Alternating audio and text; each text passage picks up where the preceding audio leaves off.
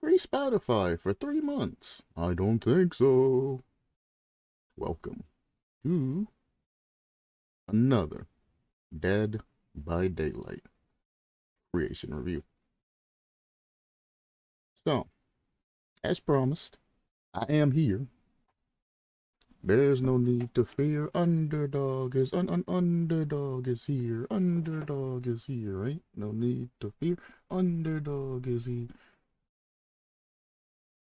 Only 90 kids will get that reference, or if you were born in the early 2000s.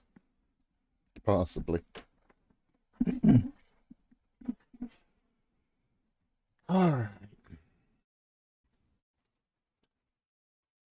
So, today,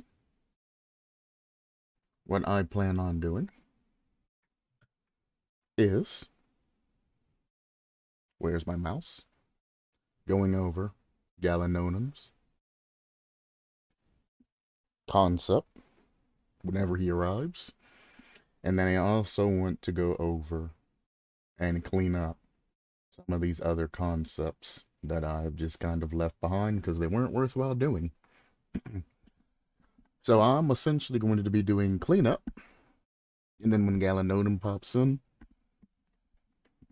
if he pops in, if he don't, I can either save it for another time or do it towards the end of stream so he has a timestamp.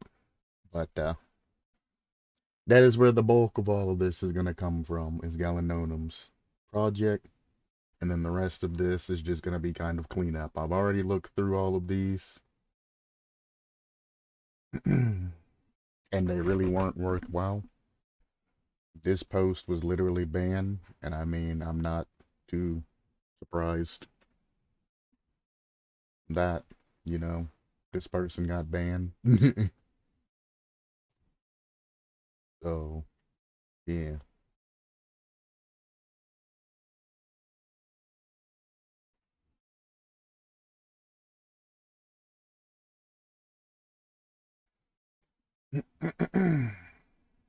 Bigfoot, the Great Lord of Game by Orange Goblin, April 15th. Oh, and if I do have extra time, I'll be doing Dead by Daylight today as well. I should probably open up Steam because there might be an update or something. Now, any and all of these reviews that I'm doing here recently from this point on aren't going to be 100% accurate because behavior is still tweaking things from the last PTB and things like that. Plus, besides what I played and looked at originally, most of that has changed and, you know, isn't exactly the same as, you know, everything else. So, if I say something and it doesn't end up being correct because it was changed by public test beta or anything like this is your warning. That kind of 90% accuracy that I'm going for, we're going to go for like a 60% accuracy now. So don't hold me true to my word 100%, just, you know, 60% of it. Because a lot of things have changed, a lot of things are different. I might say something that was true in the past and might not be true now because it's changed.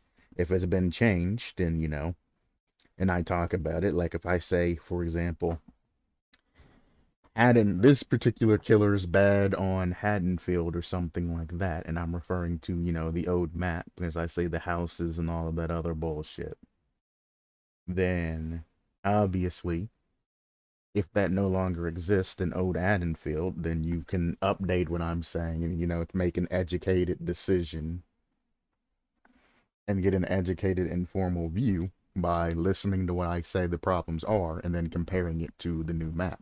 So you will have to do a little bit of, you know, work on your own to get a firm grasp of something, as opposed to just listening and nodding your head and saying, oh, I agree, or you're way off base.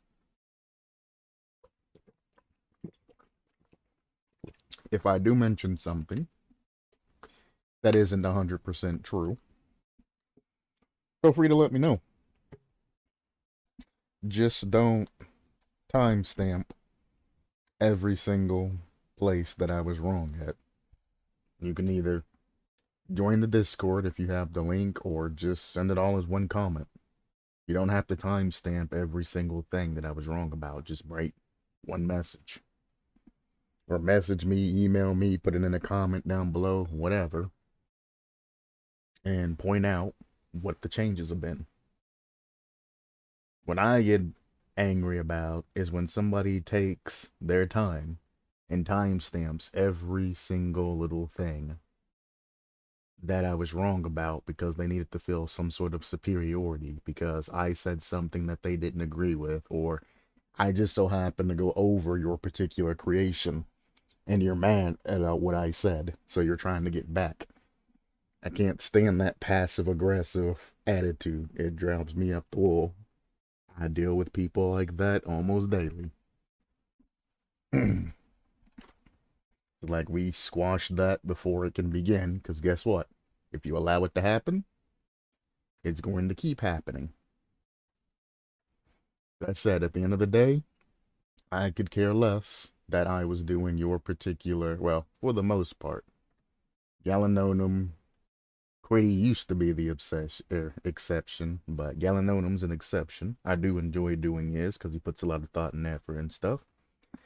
Like with Lee and a bunch of other ones that, you know, the creators that are actually on the forum actually taking their time making good creations.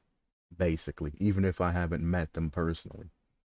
If you take your time making a creation, and you take the love and, you know, the respect and all of that that you would put in anything else, like, you know, a relationship or any kind of other things, and you put that forth in your creation and you nurture it and to actually make a worthwhile project. You guys are the obsessions. Oh boy, exceptions. If I ever become a killer, you guys better run. You're gonna be my obsession. But no, they're the exceptions to the case. Dead by Daylight's ruining my vocabulary. So I do thank you for taking the time and actually creating things. Then you have posts like this that are literally just a huge ass picture that don't need to be this big. Small little text. Huge ass picture. Small little text. Huge ass picture. Small little text. And so on and so forth. And then you go all the way down, and if you take all the pictures out, as much as you have in words is about that. He has about the same amount of words as his first picture in his entire thing. It's like this is unnecessarily scrolling and unnecessarily reading and things like that. Everything's just unnecessary. There's too much in it.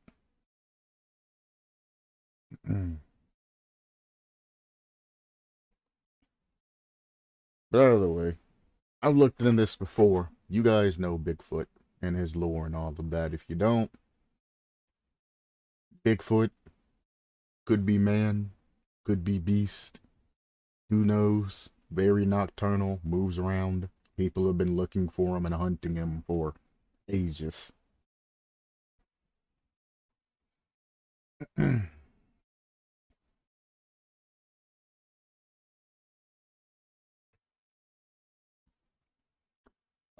And also, depending upon the culture of which you are. Yeah, hello, Galanonim. Depending on the culture you are, because Bigfoot can sometimes be comparative to a Yeti or something else as well. So, Bigfoot changes.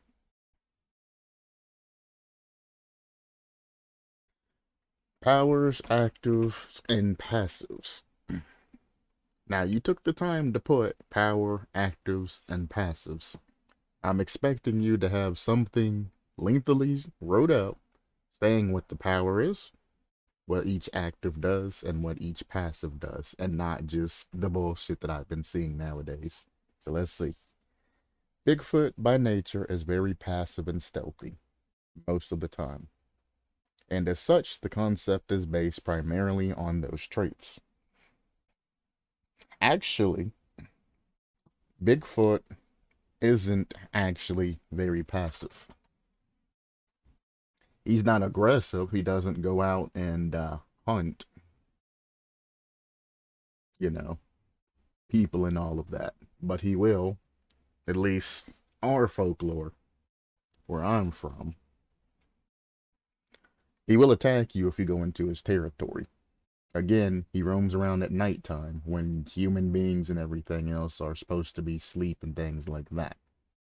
So during the day, he's holed up in a cave or underground or someplace safe where he won't be found. Again, being nocturnal. People generally confuse Bigfoot being stealthy because he's nocturnal. It's not that he's stealthy or passive or anything like that. He just runs around. To be honest, I know basically nothing about Bigfoot. Makes sense. Most people know more about Yetis and the abominable snowman and other variants of technically Bigfoot, in parentheses, because they all come from the same base lore, despite people wanting to argue about it.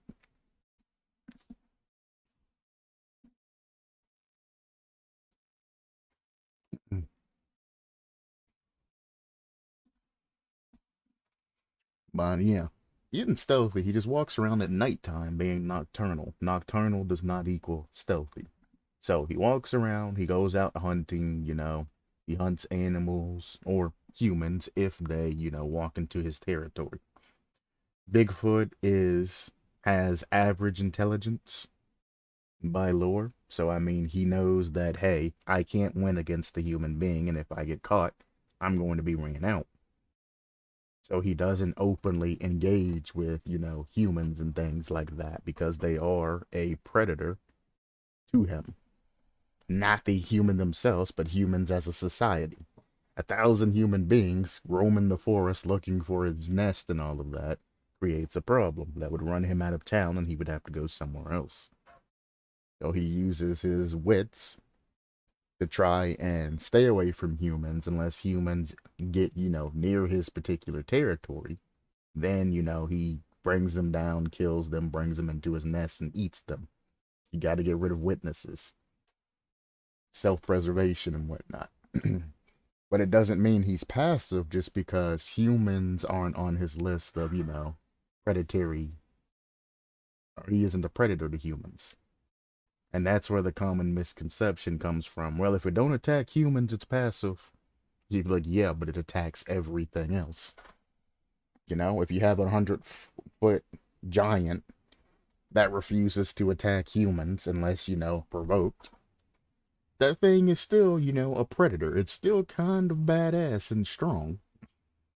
It could wipe you out in an instant if you come directly to it or get onto its bad side. It doesn't mean that it's passive. It just means that it knows how to pick its battles. We've talked about the noodle as a weapon.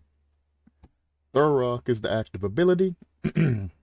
He literally picks up and throws rock. The rock causes a crippling staggering effect, which isn't explained, slowing the survivor's movement speed for a short period of time, which isn't explained, and must find another rock in order to use this ability again. This ability doesn't deal direct damage. So when this rock hits a survivor, it incurs some sort of staggering effect, which would be the incapacitated status effect, and then the slowing effect, which would be the hindrance status effect. Of what percent, I do not know. And I'm not going to balance it out for them because they should have thought that through. Spider crawl. I don't understand this spider crawl. I don't know of any Bigfoot that, I don't know of any Bigfoot that actually crawls on fours like that. Bigfoot kind of moves like a human / gorilla type, types of movements and things like that. So I don't know why it would ever crawl on all fours. Especially not like that. Stagger usually stuns for a short period of time. I guess you could use the staggering effect from like falling from a great height. I guess technically survivors can be staggered, even though it's not really a staggering. It just kind of is a cooldown before you can move. So we can change it to that. staggering effect being about the same as the fall effect when you fall from a great height, without balance landing, of course. But then we would have to have a perk designed to decrease the effects of the staggering effect and all other effects that survivors could be inflicted with. Since it's not necessarily a status effect, it's just something that happens passively for getting hit with a rock or falling from a great height. So a new perk would have to be designed for the survivors to kind of counteract that, and a new system would have to be defined for staggering. I guess if you design it now, you can use the staggering effect for other killers in the future. So this person needs to get back on there and define staggering effect and slowing and all of this other stuff. The spider crawl, instead of crawling on all fours, removing the stain, moving silently until it stands back up, and on something that doesn't suppress tear radius, why not just make it to where he can move faster and get rid of all of this spider crawl, all this craziness, you know what I'm saying? He's a very, very tall, like 8 foot tall. Some say 10 foot tall. Some say 12 feet tall. Really, really tall, like hulking, mass. Really freaking buff and, cut in shape from running around and all of that. Almost like a very, very toned up gorilla, but taller. He should be able to pick up, speed, or make some sort of hop or some sort of dash or some sort of run, and should be alright with that. There's no way you're gonna have this huge thing walking around semi-stealthily. Like, imagine this, but instead of, for him to be on the ground, the width of his entire body would be like, what, like 12 feet just being down like that? Like something ridiculous. You would have an absolute unit of a tank walking towards you, or crawling towards you, in parentheses. It don't work. It's like having Nemesis with the undetectable status effect when you can hear him clomping as he comes up to you. I don't even really look for Nemesis, that hard, because when he's approaching, you hear boom, boom, boom, boom, boom. I'm like, oh, Nemesis is coming. You don't even need tear radius or any of that. You hear him.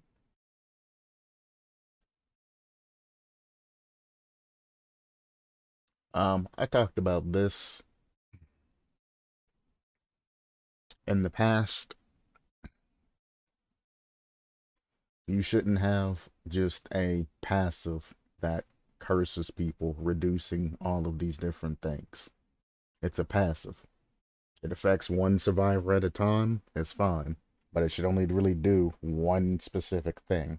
You shouldn't have it doing a lot of things. They got hit with the swash, or Siwash, or I think it was swash. I don't know. I looked up how to pronounce it last time. Then, I don't know, give them the hemorrhage status effect or something like that, and then call it a day.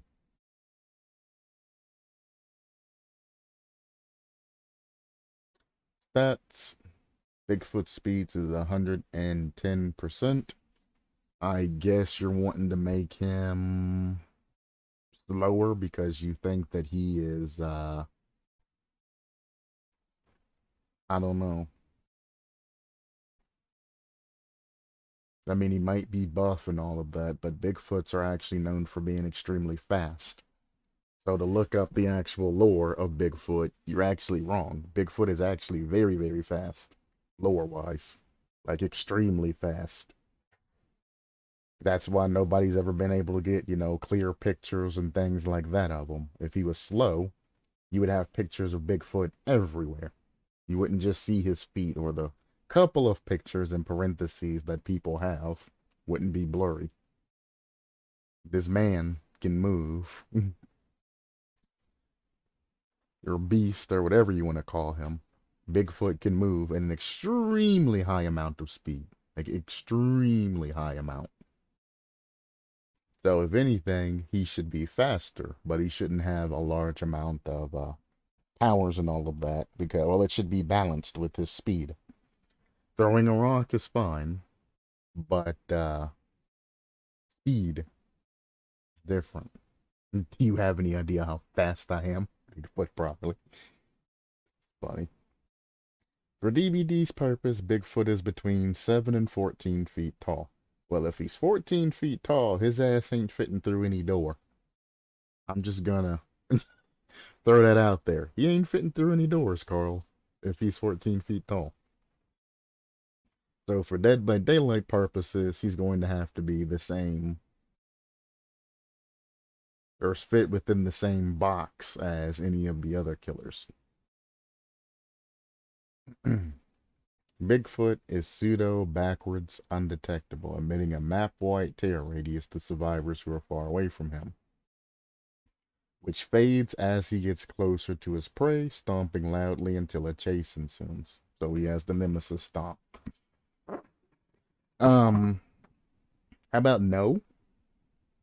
A map-wide tear radius is bad. If you want to use something, use a lullaby.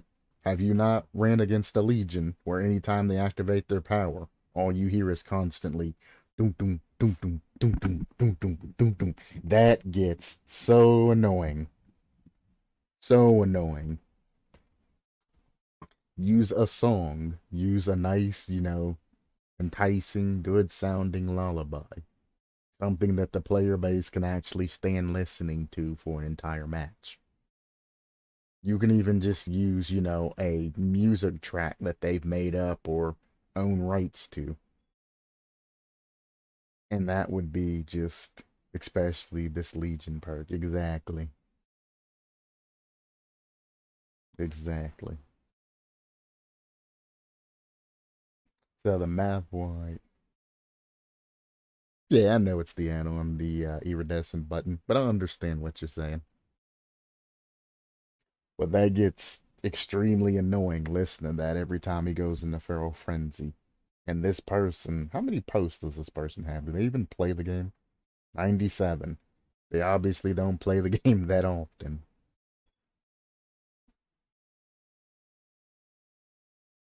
And yeah, please don't use full map tear radiuses. You use lullabies or music or something like that. Or just increases tear radius, like the Huntress's lullaby is like over 40 meters. I think it's like 45. And then her regular tear radius is 32 meters. So lullaby is upwards of 40, tear radius is like 32. That works very well. You hear the Huntress, doing her lullaby and all of that at a distance, and then when she gets close, the tear radius comes in. Although, depending on the mood you're in, the Huntress can get quite annoying as well if you're in a long match with her. Having to deal with that.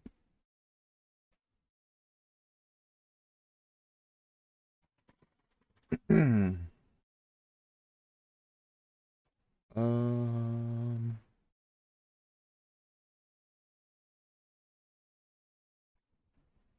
Pics related it, credited to whoever drew them. You lazy son of a bitch. How can you say pics related credit to whoever drew them? You're the one that copied or went to whatever it is, probably Google Images or something, and copied the picture and pasted it here. You couldn't really just say Google Images or wherever you got them from, just copied the website link. Giving credit to somebody is as simple as using whatever link you got it from, copying it, and pasting it under. As you're copying the picture over, paste the link where you got the picture from. That's it. That's considered crediting work nowadays.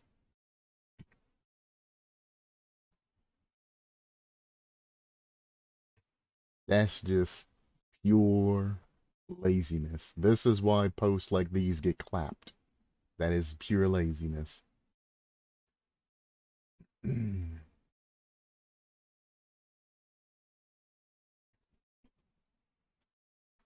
And that's the end of it, because that's just lore in America. You can pause if you want to see that. Lewd things to unsuspecting men. Oh boy. On that note,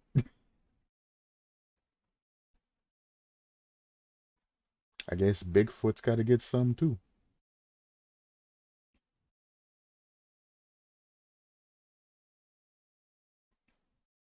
And these are suggestions for two killers, the Trench Raider and the Fallen, which means this is not going to be a full concept. He will still be banned probably with that many Google images. Oh, definitely. Absolutely. If they ever click on that post and look at it, he's done. The post was short, so they didn't probably have to approve it. So, him actually making a short post probably saved him. But if any of them clicks on it, that post is gone. Absolutely, positively gone. His account is new, so they would just ban his account. There would be no warnings or anything because he literally broke a terms of service multiple times there. They'd be like, all right, start over. Bye bye, account. Goodbye, posts. This Greencore guy only has 2 posts. No wonder it's just a suggestion because he ain't been in the forum long enough to make an actual creation. Again, look around the forum. Do not just join a forum and start listing off ideas for killers. Especially when you only have 2 posts. Not only is it rude, nobody really cares what you have to say because you haven't made yourself known. People might look at your thing. People might even comment on your things. But you're not going to get the same amount of love as the people that have been on the forum for a long time actually posting things. You're not going to catch the attention of people like that.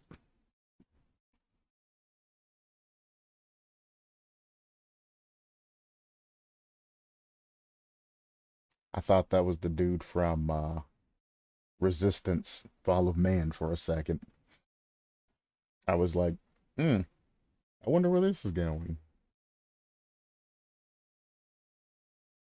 Um, so all this is lore from something. I could probably copy and paste keywords from here and find out where it's from. Because this doesn't seem like this is just thought up, but you never know. Anyway, Spike Trench Club. I've never heard of a trench club. I've heard of trench shovels, trench knives, trench scythes, trench everything, but I've never heard of a Spike Trench Club. But I assume they existed.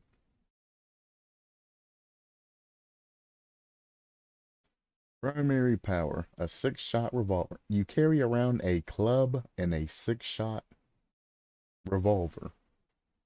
In the time period of, what was this, World War II?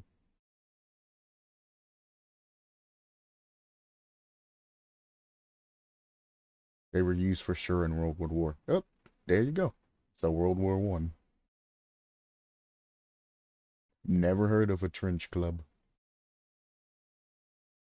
but I don't know if they were used in World War II. Maybe this was based off of World War One, even though it kind of seems like it was World War II. 1914. No, 1914 is when he joined the military.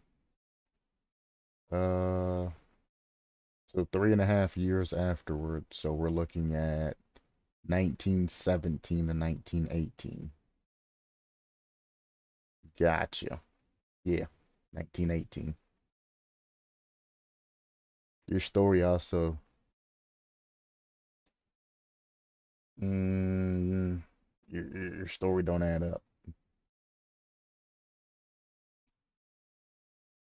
It said the next 3.5 years.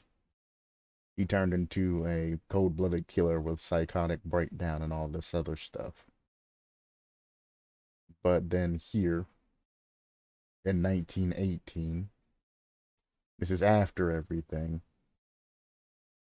he's a cold-blooded killer, all of this other stuff, etc., etc.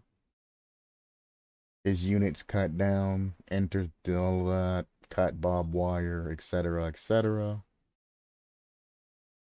and lost his head. Or Heinrich lost his head. Carl got covered in blood and brains. Sanity left. He snapped, etc., etc. So,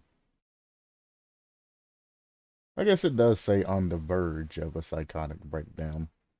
And then I guess in 1918 it finally happened. So I guess it does technically make sense. Barely, but technically makes sense. So we'll say, even though this is kind of different, World War One is where this takes place at, which would kind of justify the 6-shot revolver, because in World War Two that'd be unless you're like an officer or something, good luck. 6-shot survivor.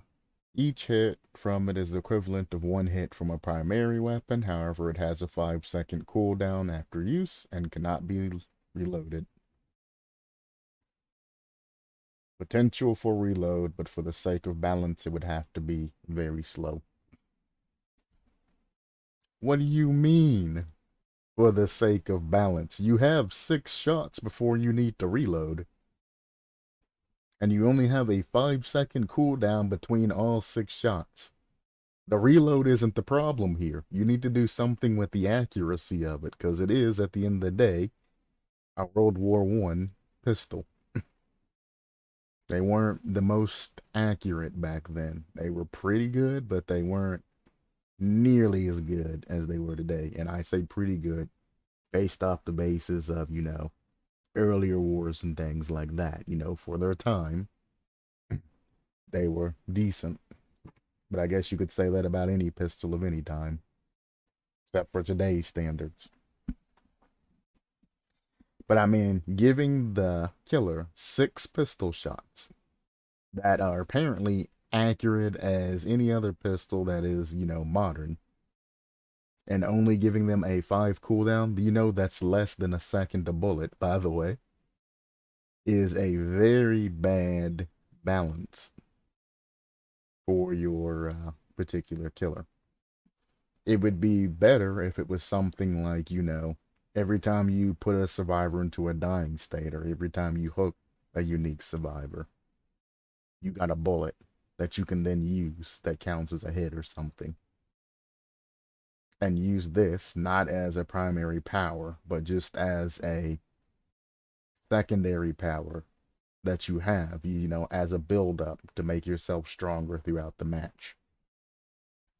But giving this particular killer 6 shots, I'm not going to say you're going to put the Huntress and Dead Slinger out of business, because they do have unlimited in what they do. But I mean, if you think about it, that's the equivalent of 3 full hooks if you're not a fool when you're shooting. So at the beginning of a match, if you run into a survivor early, you can immediately pull your pistol out and you can shoot them one time, at which they're gonna, get that sprint boost and run. And, that cuts out a lot of time that you'll have to chase that particular survivor. And if they try to drop any pallets, hop any windows, or do anything around you, like basically facing a Huntress, they're going to get shot. And that's going to be the end of their run. So again, you have a lot of chase pressure. You need either map pressure, gen pressure, chase pressure. The ceteris of pressures that you should be able to tick off. You have a huge amount of chase pressure. The only problem is without it being able to be reloaded, is if you miss any shots, it's hugely detrimental and your chase pressure is only temporarily there. So you definitely want to add the ability to reload. So that's why I said hooking a survivor or downing a survivor or something like that. You should get a bullet back. Or if you hit a survivor with a bullet after you down them, you make like a animation of pulling the bullets out of them and then reloading your pistol with them. So it has to be a survivor that was previously shot, so it turns into a skillful killer. So where if you land shots, you can get bullets back. If you don't land shots, you can't. Have an iridescent add-on that allows you to see the aura of bullets fired and allow you to take bullets out of objects as well. Where if you do run iridescence, you can just go gun-ho and just keep blasting. Any type of balancing scenario from there, but you also need to balance, the aim time. Like the Death Slinger has aim time nerfed. This particular killer is going to have its aim nerfed. Either make it hip fired or make it to where, you can aim down sight. Again, add-ons can influence that as well. And there's a lot of other things you need to consider trying to add a gun into Dead by Daylight. The straight up gun. Perk-wise, unmatched brutality. Damaging of generators will cause them to progress faster and require more difficult skill checks to get them running. You have taken the Doctor's overcharge and you have added another effect to it. Why not just say, hey, upgrade overcharge? That's the same equivalence. I think you should add this to overcharge. Another thing is, this particular perk doesn't really necessarily help your particular killer. Your killer has great, well, temporary, but as it has very great chase ending potential. So chases should be fairly quick with this killer, or you should be applying a lot of pressure on survivors. So chasing, as long as you're a good basic, chaser, you know how to do the fakes and all of that, and you incorporate your pistol and everything else that you have into getting quick downs. Because, I mean, if you only shoot one survivor per chase, that's 6 downs. If you're a good mouse one killer that you can get. That is half the game cleared with just your pistol shooting them once and then taking them down. So you have a half game, if you can't reload, that is, a half game's worth of chase pressure. So having something that damaging a generator, causing them to regress faster in difficult skill checks, doesn't make sense when you can run something like Ruin that would make all of the generators regress when they're not being pressured. And you have the ability to pressure, again, chase pressure. Slightly gen pressure, because if you walk and they hear your tail radius, they're probably going to run away early. But you don't have a large amount of gen pressure like Freddy, who can teleport between gens. So I would definitely change this first perk and match it to your killer. Hollow tip bullets. Getting shot from the power causes the hemorrhage status effect until healed. Now that is something that is kind of worthwhile, causing the new hemorrhage status effect, which makes it the where your heal status and all of that goes down whenever you're not healing. That's great, because it matches great with the chase pressure that you have. You would assume that it's pretty weak, but with the hemorrhage status effect being upgraded as it is, which I mean he could just use Sloppy Butcher as well, but actually no. Come to think about it, this perk, well, this is going to be an add-on, I guess is what I should say. It's an add-on. This should be switched to an add-on. Yes, hemorrhage status effect now makes it the where, well, I don't know if they ever implemented the change. I don't know anything since the public test beta. In the public test beta, the hemorrhage status effect, if you were healing, let's say 14 seconds, and then you stopped healing because the killer was chasing you, that heal time that you put in would go down.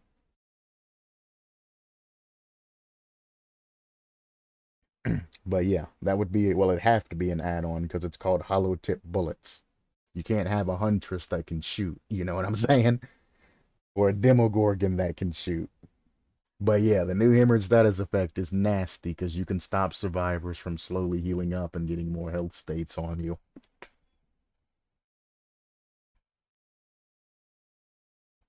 Yup, they made hemorrhage a lot more deadly. It's very scary to run into now. But that would be a good add-on.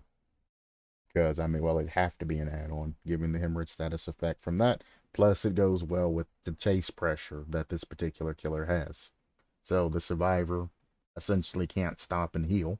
And if they do, they'll just lose the progress. And Insatiable Bloodlust. If a survivor escapes from a hook twice, the next time they are down, the entity gives you permission to fulfill your bloodlust and bludgeon them to death with the Twinch Club. Again, this is just a mini Mori designed for your killer. It's not a perk. It's not a perk at all. Literally use the terms bludgeon and trench club. That's the only thing that your killer has. Also, this is the same as just running a Mori. Why would I waste a perk slot when I can just run a Mori?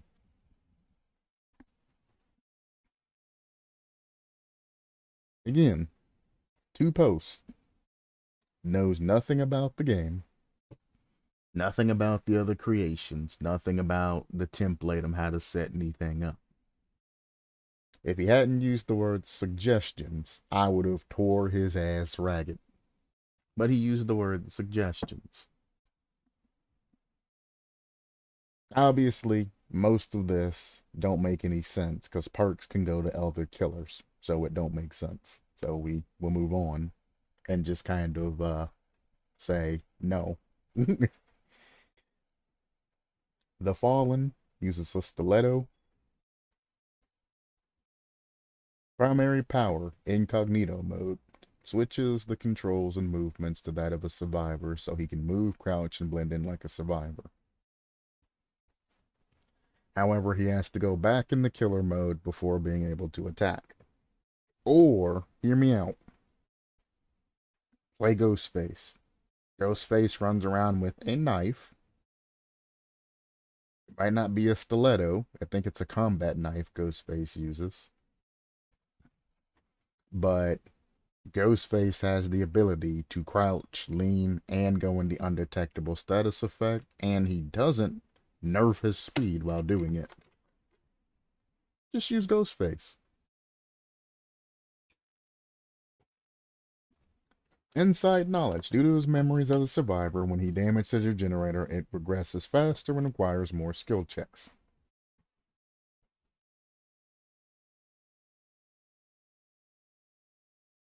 He literally just copied what he said up top. God, come on, man. Vague memory. 50% chance that he gets to a tossed pallet, he will vault it as he vaguely remembered doing it in his survivor's days. A 50% chance to vault a pallet. With no, like, even if I'm going to humor this, even if I humored this, because again, you could just run Legion. In this case, Legion has this as a knife and can vault 100% pallets without having to worry about this. The only thing this would do is give Ghostface the ability to 50% chance of vaulting a pallet. This 50% chance would either have to be set before the match begins on each particular pallet, or there's going to have to be a cooldown on the particular perk and whether or not it works or not. Because if not, the only thing the killer's going to do is zone you. And every time they walk by that pallet, they're going to attempt to vault the pallet.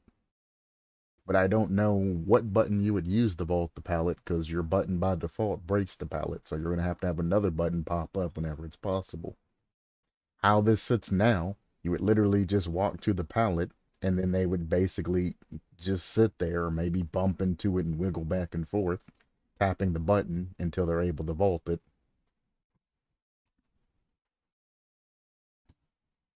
What's the point? It's not a good perk. It does nothing.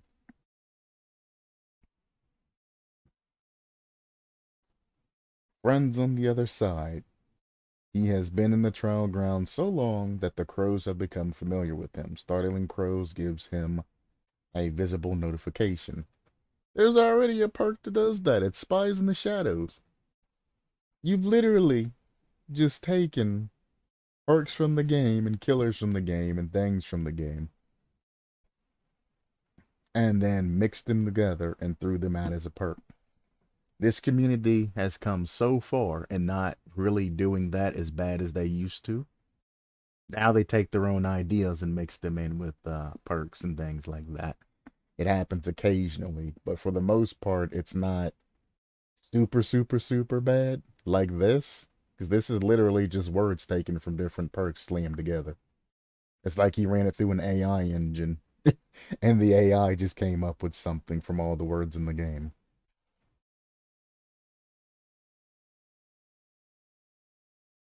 Vague Memories add-on. Insatiable Bloodlust. Ebony Memento Mori. Friends on the Other Side. Spies from Shadow. So RDQ basically already took care of this. Alright, well that works.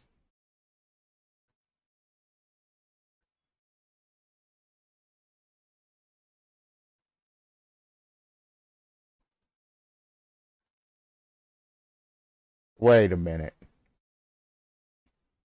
Excuse me? Hang on.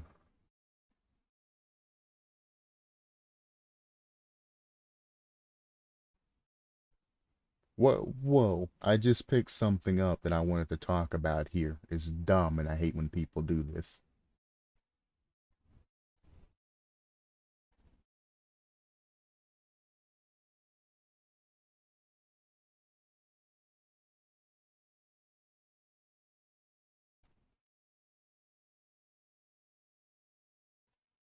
What did he just say?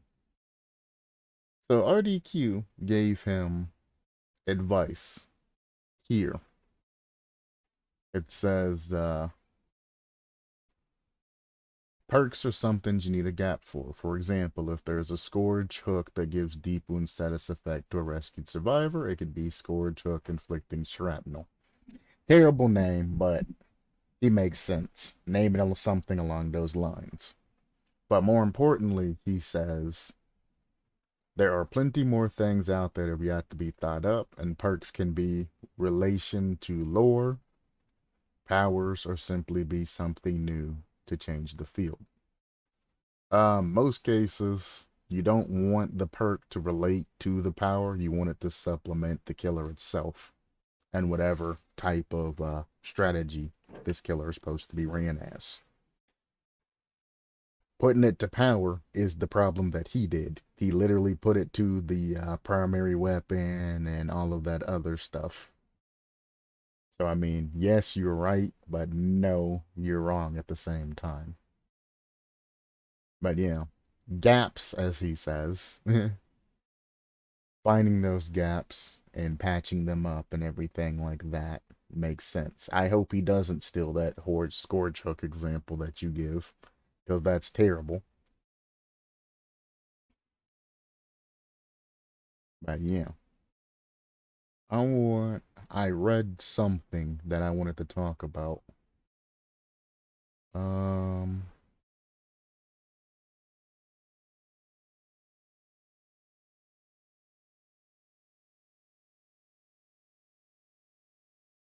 I feel like I should specify what I mean by can relate to powers exactly. There you go.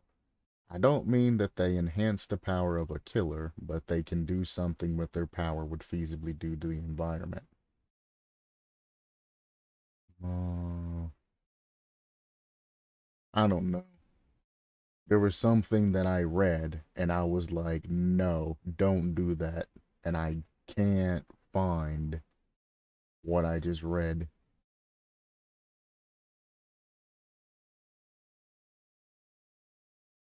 Oh well, I'll let it go for now. I'm not going to waste a lot of time on it.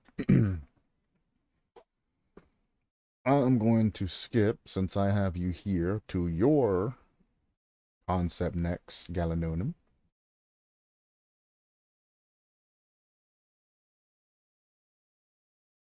Because I've looked through the majority of these. All of these that say, well, it don't say April 26th. I did look at them yesterday, but it was yesterday morning. No, I've looked at some of these. All right. Well, chapter concept by Galanonim, 25. At 9:54 a.m. Good God. I did it 11:22 a.m. But I have to warn you. Uh-oh.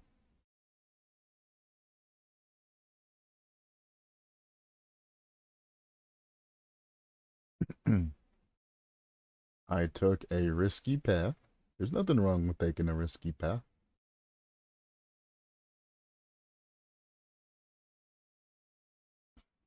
Let's see what you got.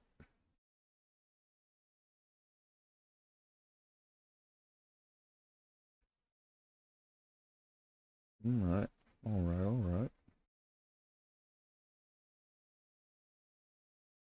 Well, let's hop on in there. This chapter introduces two new status effects. You know what? I like this setup. Instead of going into this long drawn out thing about the killer and all of this other stuff, you start off with, well, I mean, you can tell that you're educated.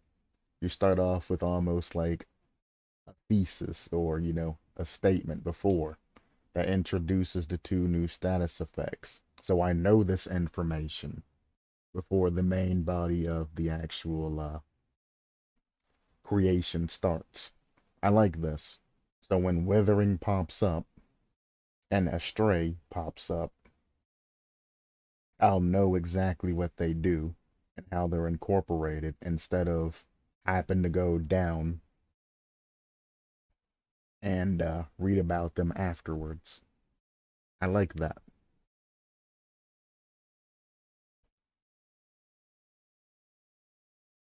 Yes, I always want everything to be easy to read and understand, but I tend to forget something as usual.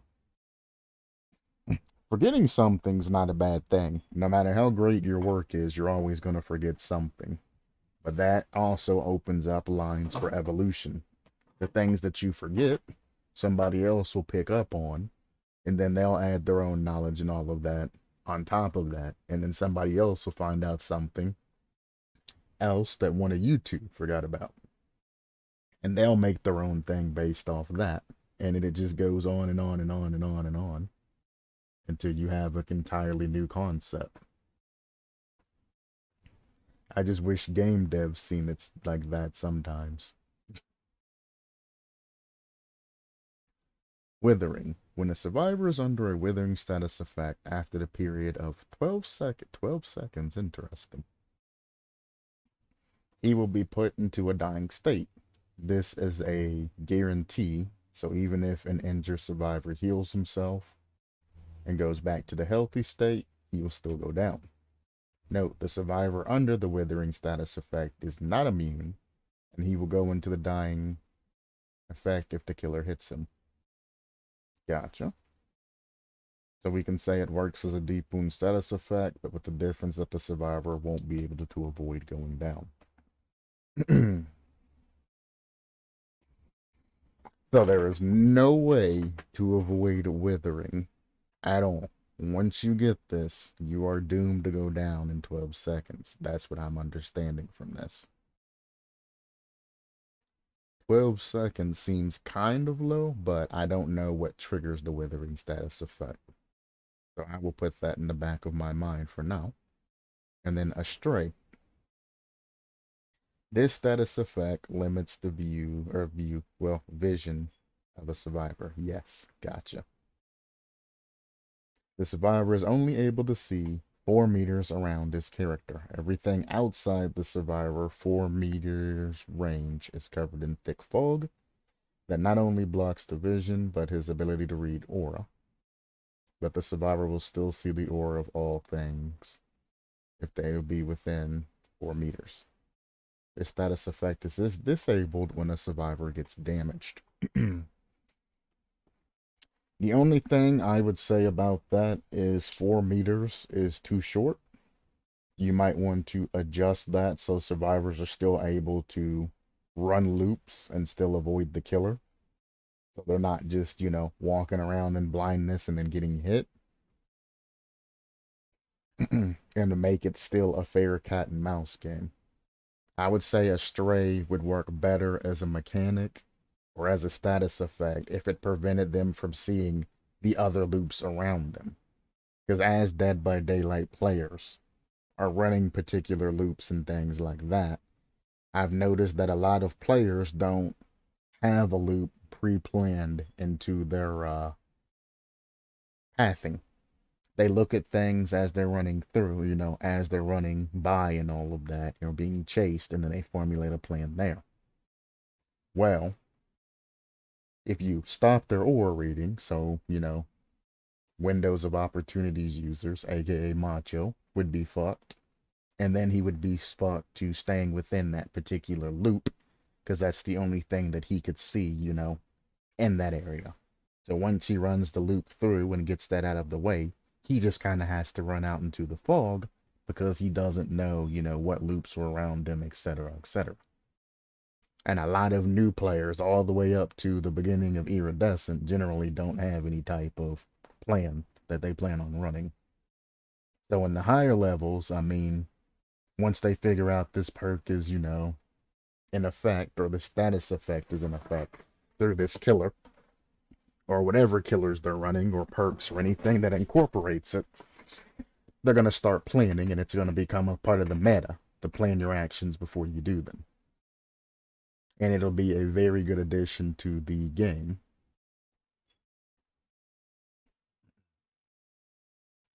I can agree with that because it's kind of hard to measure meters and Dead by Daylight. That's why I always go by movement time. 4 meters is 1 second of running for a survivor. Not very far at all. You really won't be able to see anything that ain't within a second of running distance. And you know how slow survivors run. So, yeah, they move 4 meters per second. So, yeah, 1 second of running. You would be blind as a bat.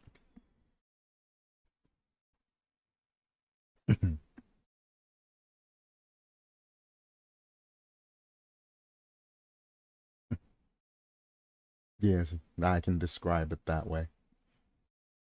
That's just the way I describe it because it's easier.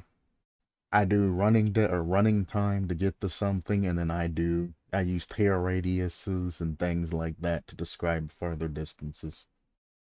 Most people know what the killer's tear radius is and things like that. How many meters?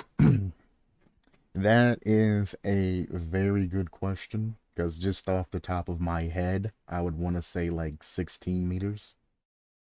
And I say 16 meters because Blood Favor blocks all pallets after you hit a survivor with the basic attack within a 16-meter range.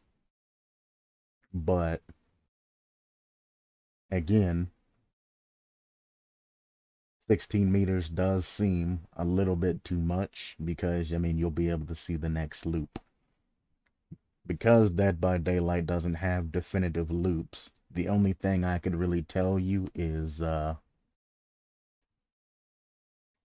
to a tile and run that tile from like 2 meters. I'd say probably nah. like 4 meters outside of the towel on one corner of it, run directly through the middle to the opposite corner, and then run to the opposite end of that loop and get the one diagonal point to the other diagonal point, since they're squares or sometimes rectangles, depending on the tile. They're 6 to 7. Oh, was thinking about 6 to 7 meters. So yeah, for this, you would actually have to go into the game and just measure running time of a survivor or killer to see how long it takes to get from one end to one corner. About 4 meters out of one corner to 4 meters out of the other corner of a tile. And whatever that is, of the biggest tile, I should say. And whatever that is, run that. But another reason why I just off the top of my head said 16 meters is because you have main buildings like the Eyries of Crows and things like that, where you're going to want to incorporate a large portion of the area that you're in. Why I'm kind of on the... That's far more than I expected. I was thinking 67. That's why I'm kind of on the fence about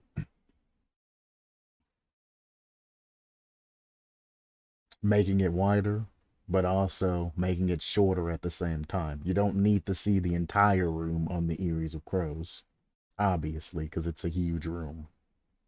But you do need to see, a decent amount to be able to get up the staircases and maneuver around and things like that.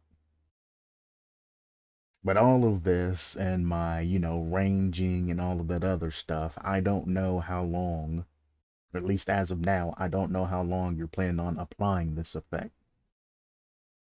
Because if you use it like the hindrance status effect, where it's only, a couple of seconds worth, then 4 meters is fine. They're essentially just blinded within 4 meters range for a short amount of time. It's basically the incapacitated status effect, except for it takes your eyes instead of your actions. So you could run a wrong way, or the killer could sneak up on you or something, or force you into an action because you panic. But if you want it to be a long-term status effect that lasts, 30 seconds to 60 seconds, then you're obviously going to have to increase the range to make it fair for that survivor. Nobody's going to walk around with 4 meters for or seeing distance for 60 seconds. You would have a lot of rage quits. So again, time isn't, time, map, location, and all of that. It's going to be, I won't spoil how it's applied, so I'll just wait till we get there. Fair enough. So, I mean, with the limited information I see, like I said, 16 meters seems to be it. But, I mean, as it gets applied and things like that, then we can balance this better. This time, because of lower order, first one to introduce will be Survivor. Fair enough. So we have the Withering status effect, 12 seconds, you're done. And then the Astray, you get blinded as long as you're within this fog that blocks your vision. You can see auras if you're within 4 meters, but you do have the blindness status effect if you're not within those 4 meters. Survivor. Is that Giza? Balog? Or is that Giza? Well, E would be the dash over the top, correct? So, with the dash, I don't know. I learned those long time ago and I never remember them. The long line over the top is the E sound, so the dash would be the A sound? The first time you said that? So Giza? Gotcha. Yes, it's pronounced that. Gotcha. Ah, it's Hungarian. Gotcha, gotcha.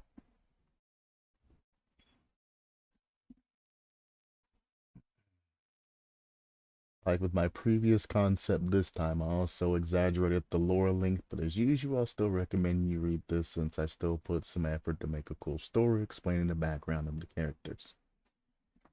Fair enough. If you ask, I shall indulge.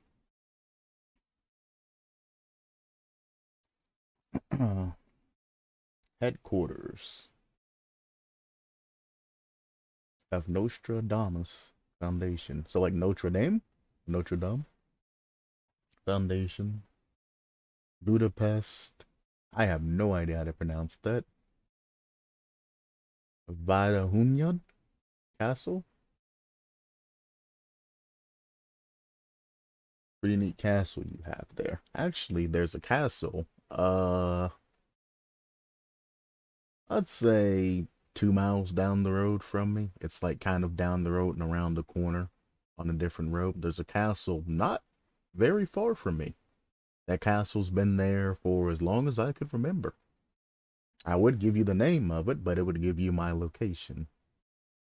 Ah, Nostradamus was a French astrologer. Gotcha. See.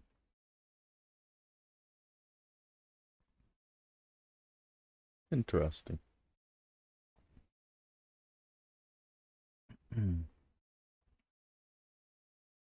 But yeah, if you look up castles in America, you can see a whole bunch of different castles. He was also called a seer. Most likely, he was a scammer. No. Well, I mean, it explains how he got to the entity, huh? But hey, it's a fantasy writing. Pretty neat castle you have there, but I must say, it's much more appealing on the inside. Alex, you can't believe how much I'm glad to see you. Alex, whoa, Giza. You went missing for a year without even saying a word to me, and now you're all that longing and nice. This is giving me shivers. What happened to you? Or rather, what did they do to you? My dear friend, here it goes again. Okay, okay. You're in no mood, I see. Oh, believe me, after this conversation, you'll be as serious as your father was about your lawyer career. Oof. That doesn't sound appealing. Alex, you were my first friend that I met when I arrived in the United States. We both went from being street magicians to becoming well-known and popular illusionists. We both have the greatest interest in magic arcana, so I believe, my dear friend, you won't take me for a madman for what I'm about to tell you. Well, you wouldn't invite me to your home country, especially to that fancy place, for nothing. I guess all I can do is let you speak and give you a chance to explain yourself. Tell me, what do you know about the other world? You mean life after death? Hey, I'm trying to be serious as you asked me, okay? No, no, I was quite inaccurate, actually. However, the other world I'm referring to isn't just a life after death, how you described it. It's not the upside down, is it? Otherworld is a term for all those paranormal creations that exist in our world, and everything it involves or creates them. The other world is for some, or is for simple, or is it for simple? Oh, okay. The other world is simply everything we are unable to comprehend as humans, from spirits or wraiths to even such beings as demons or celestials. Oh, we talking about the entities world.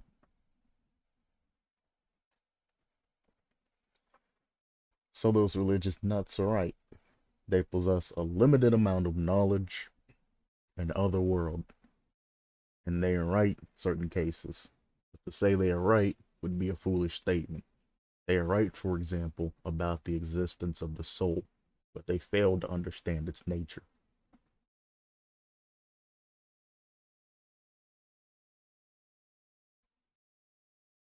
Simply noted. Gonna change that later. I don't see anything that needs changing. And we were talking about that spelling mistake. Don't worry about it.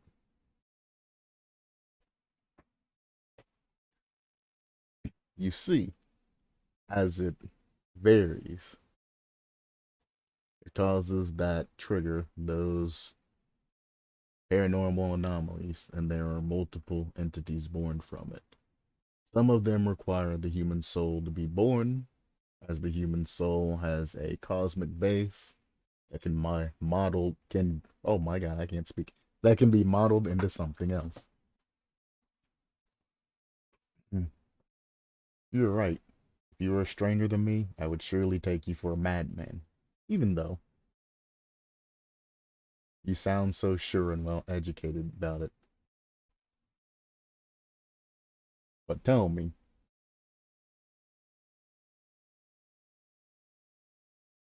what have you been doing for that year? And how do you know such things? How can you be sure of it? No matter how confident you sound, it's too abstract to be taken seriously by many people. After all, you know how easy it is to deceive a human.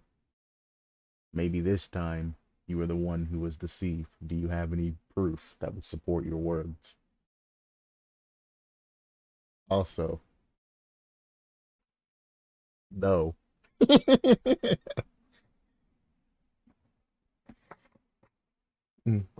So I said general language barriers and things like that can be looked past, but you went out and you typed all of this out, and then you get to there and you get though. I just can't help but laugh after you point out changing that typo from earlier. That's funny. And I think that's the only time that you have shortened a word there throughout this entire thing.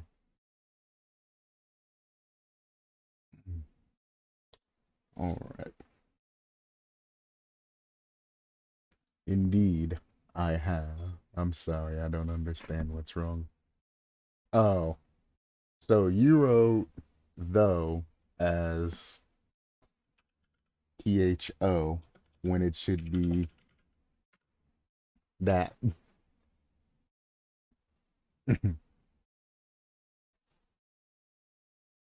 If that popped up in chat, I assumed it did.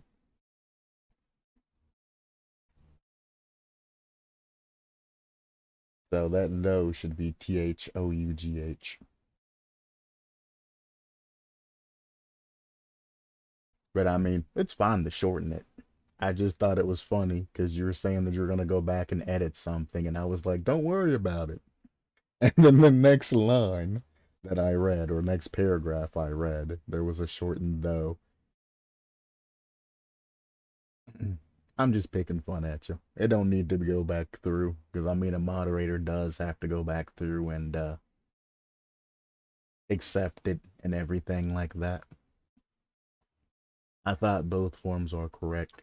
Well, though is shorthand. So, I mean, if you are technically in America taking college classes and you put though down, they would definitely take points off of spelling and all of that. Even though when I type and things like that, I use though. But yeah, America, when it comes to English, they are very brutal on simple things like there. If you don't use the right there, they'll take points off. If you don't use the right your, they take points off. You use though or any type of shorthand, you take points off. You'd be surprised how many people put LOL in their papers and get points taken off because they're used to texting. It's one of the reasons why I don't like how the English language was developed, but it is what it is. Yeah. English language is doo-doo when it comes to words sounding the same and using the correct spelling. If you manage to get a 100% on a big paper that you needed to write, you basically cheated. There's nothing else to say. You cheated.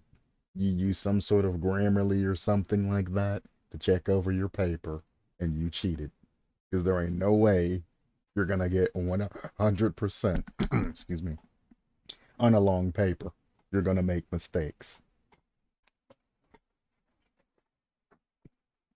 That's just how dumb English is to learn. But that's also this kind of funny too, is a lot of people from other countries ask us about the English language and all of that. And we're like, shit, we don't know either. Like, you probably know more about English than I do. I speak a very rudimentary, like, civilian, like, short term, like, slang type of English. Whereas when you're taught English, you're taught, proper English and things like that. So sometimes people ask me questions about it, and I'm like, I don't fucking know either. And they're like, how do you not know? You speak the language. And I'm like, yeah, language is bad. See, when I don't understand something, I ask a language major because they'll have the answers to that. You ask me about it, and I'm just like, bruh, I don't know either. Been speaking the language for 29 years now. I couldn't tell you. I can look it up and Google it for you if you need help, but I have no idea.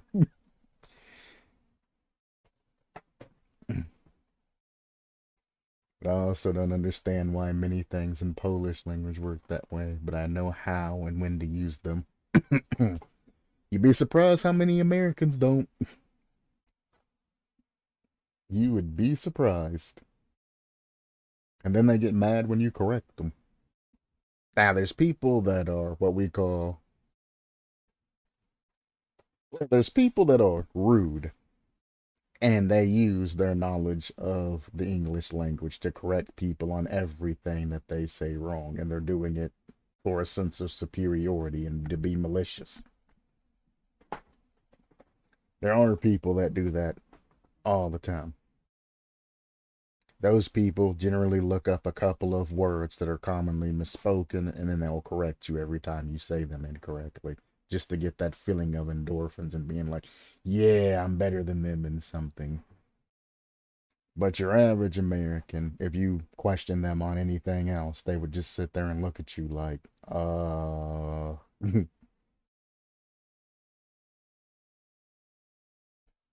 very funny. But there's also what I don't understand about, when you're learning English in other countries and all of that, they always teach you more advanced English than, yeah, that word. That's exactly what they call it. Yeah, when other countries are teaching English, they teach you a lot more advanced English than you actually need. But I mean, I guess if you're going to become, a doctor or a lawyer or something crazy like that, I guess they give you the option by teaching you the more advanced English. But you can get by with basic English in America. There are, like every other country you go to, things that you might want to know, like, bathroom and, things like that. So I understand why they teach you more advanced. But I mean, I've talked to some people from other countries that they spoke such proper English that I didn't understand a fucking word they were saying. I'm like, your English is too good. What the hell are you saying to me? Like, I thought I was an educated man, but you're using words that I've never even heard of in my goddamn life. And I went undergo education, all of that. So I'm just like, holy shit, what is this person saying to me? They know English better than I do. Use me British English, and I used American one in exams. You're not my proudest loss of points.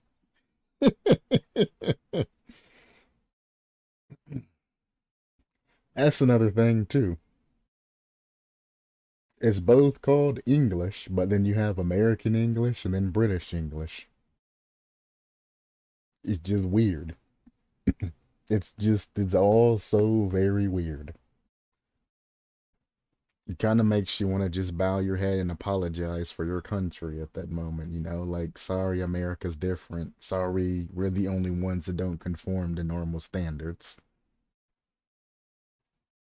Is there another kind of English? Well, I mean, there's different dialects. Because, I mean, if you go to one part of the country and talk to somebody and talk to somebody else in another part of the country, then it's different. I mean, yeah, Canadian does have its own sort of slang, but it's not, I wouldn't call it Canadian English. It's more like they use different amounts of slang. So it's not necessarily Canadian English, but I understand where you're going from. Most Canadians that you talk from live near the American borders, so they're taught American English, if that makes sense.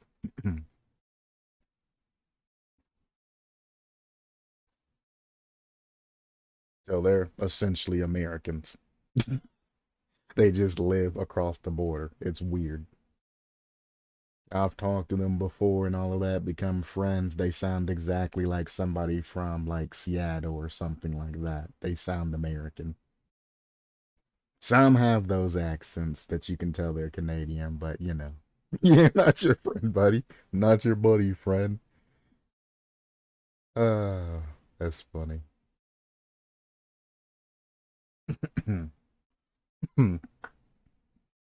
But you can tell there's a difference in somebody speaking from Canada from English because they have that sort of, you know, like Seattle type accent somewhere, you know. Some have different accents depending on where they are. But I mean, in America, me talking and my partially more country dialect, I could go to a city and they would speak completely different than what I'm speaking. Or I can go further in the country and it change and things go other places. Yeah, Scottish English shit. Shit. I hate to say this, but a lot of Scottish people and people with heavy accents have to use accent neutralization in order for most Americans to understand them. Because when the accent comes out with the words, Americans' brains are just like, they just fry. Boom. Like, I have no idea what the fuck they just said to me. And then you get into a repeat contest where can you say that again? And then they say it again, and then they get frustrated, then their accent comes out more, and then they can't understand them more, and then they get frustrated, and then you're both frustrated trying to get over something that's a simple solution. When that happens and I don't understand somebody, I try to either make the compromise of, can you write it down? Can you point at it? Do you have somebody that can, you know, interpret something like that? Yeah, like, can you type it? Can you write it down? Can you, you know, is there any way that we can get through this to find a compromise? As opposed to telling them to repeat this. Can you repeat this? Can you repeat this? Like, if you didn't understand it the first time, or even the second time, if you misheard, you ain't gonna understand it the eighth or ninth time that they say it, you know?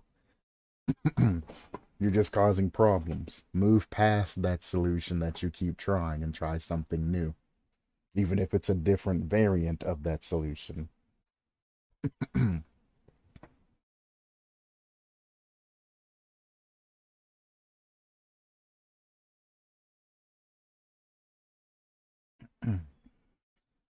Back to this. So these religious nuts are. I read that as a these nuts joke initially, and I was like, no, no, not like this.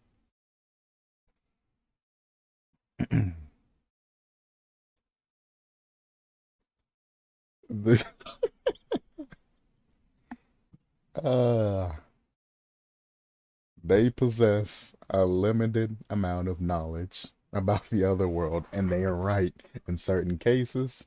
But to say they are right would be a foolish statement. They are right, for example, about the existence of the soul, but they fail to understand its nature. Okay.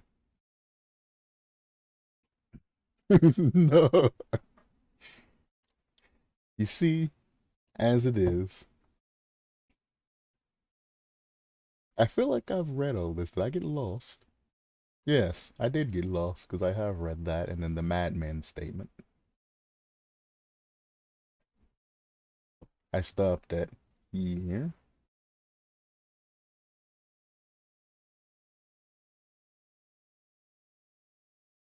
Yeah, indeed I have. They are here in this very castle. You see, I haven't invited you for the sake of tourism. This place in the current headquarters of Nostradamus Foundation, which was created in 1567. Oh my. The foundation was created after the Nostradamus, the Nostradamus's death by a few of his students. Okay, now you're just throwing the word in to fuck me up, aren't you? Nostradamus possessed a great knowledge of magical arcana, and throughout his life, he pursued his interest in other worlds. We are continuing this pursuit in secret from the rest of the world. Don't tell me it's some kind of cult that you are in. Well, we possess a lot of knowledge about various cults, that is for sure, but we are not one of them. We are, to put it simply, one large library of research on all the paranormal phenomenons. However, our librarians operate differently. That's what a cult is, goddammit. What do you mean? I'm not in a cult, but then you explain what a cult is. Not all cults go around slaughtering people and sacrificing things to the Cthulhian gods. And you're sure that you're not in a cult, and I'm sure I'm not in a cult. Lie again. But as long as you're sure, then I don't have to be worried about you, I guess. But still, I don't. I don't see why you're telling me this. You know that I'm not a bookworm as you are, so I wouldn't be good material for your foundation. They think of themselves that, hey, they are a research facility, an illegal research facility of the paranormal activities. I mean, fair enough if it keeps your mind clean, whatever keeps you sane. I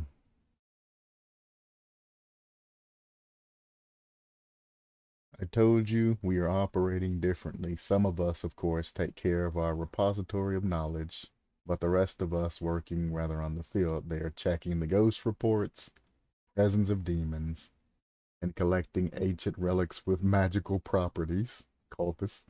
That would be rather fitting for you, don't you think? Fine, they're Ghostbusters. Does that sound better? Alex, well, that sounds a bit more exciting, but if those paranormal entities are real, then tell me, how would I deal with them? Not to brag about I'm a good runner, but I don't think that'll be enough. Or, but will that be enough? Ghostbuster with more job professions. It's funny.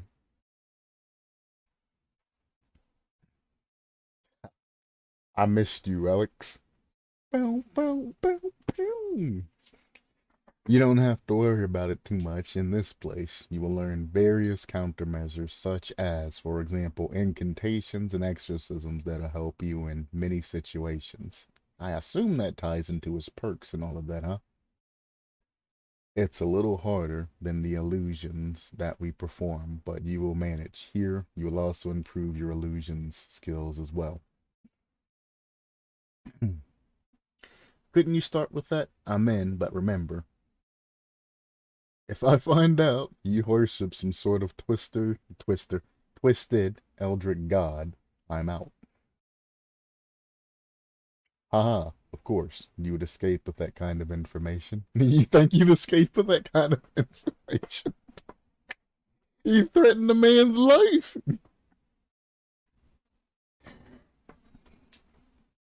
Of course, you would escape with that kind of information.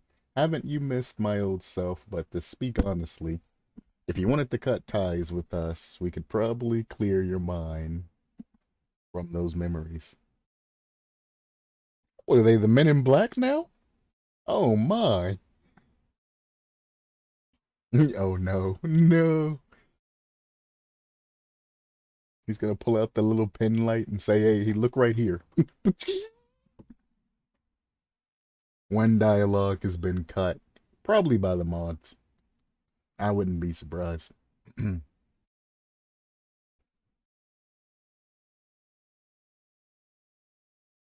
Oh, Alex said, you were joking, right? Maybe it just didn't get in there correctly then. I don't think the mods would take that out.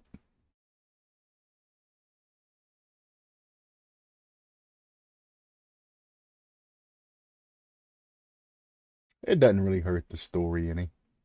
Yeah, more editing for me, I guess. It doesn't really hurt the story to have that line taken out, to be fair.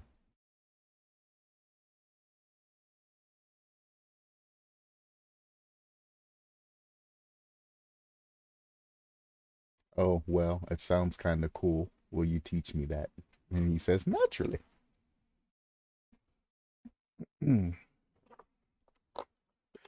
Oh my.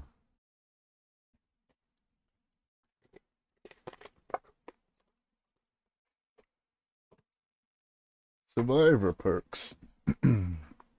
Illusionist. You start the game with 3 tokens of Illusionist. During repairing the generators, cleansing totems, or healing yourself, you can press the active ability button to create a copy image of yourself in the form of an illusion. This illusion is both visible to survivors and the killer.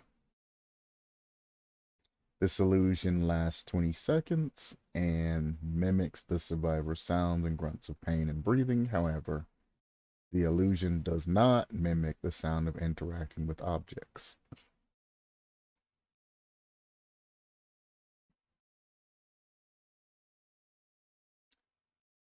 Such as cleansing the totem sound.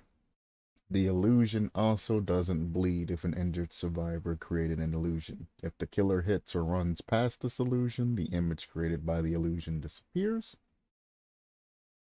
After using this perk, you lose 1 token and you put the illusionist perk on 180 seconds cooldown.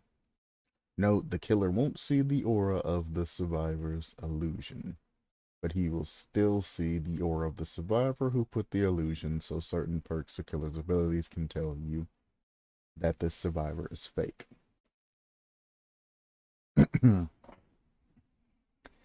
The thought of being able to split yourself to work on gens, to heal yourself, do things like that is interesting.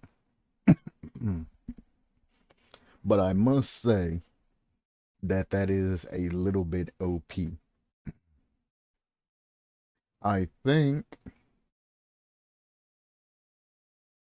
a compromise to this perk, since you're able to essentially split yourself into 2 different beings,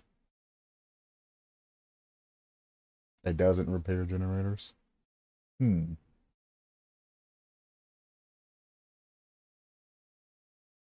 So it's just a bait. Ah, I see.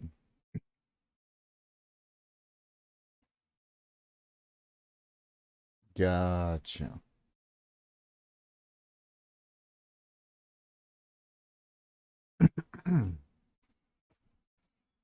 All right. That makes more sense.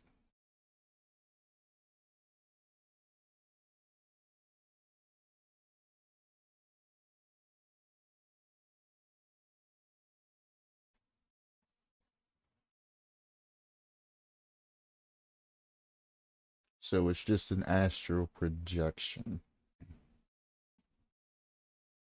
Hmm. And then if the killer's running any type of aura reading perks, the illusion does not pop up, but the survivor does pop up. Gotcha. Hmm. Okay, that makes sense. So it works as one of the operators, like is that's in Rainbow Six Siege.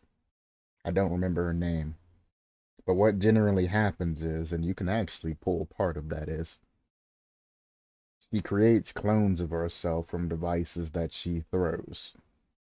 And if an enemy attacks that particular device, it marks their location of where they are, or where they were at the time when they shot that particular device. That's what that reminds me of. It can hard confuse the killer, but it can be easily countered. Definitely, just running through it or swinging through it makes it go away. Hmm. All right, then I have two different ways that this perk can be ran. I do like the sound of it and all of that. My only thing is,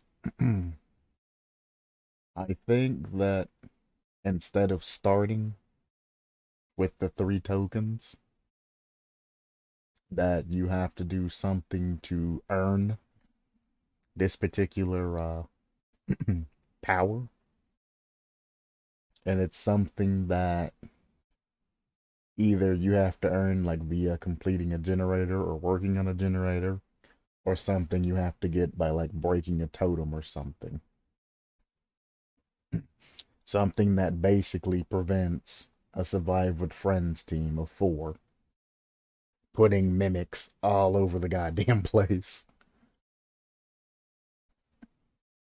And the meme works. I was thinking it would also work as Adam's Pebble perk. Yeah, indeed.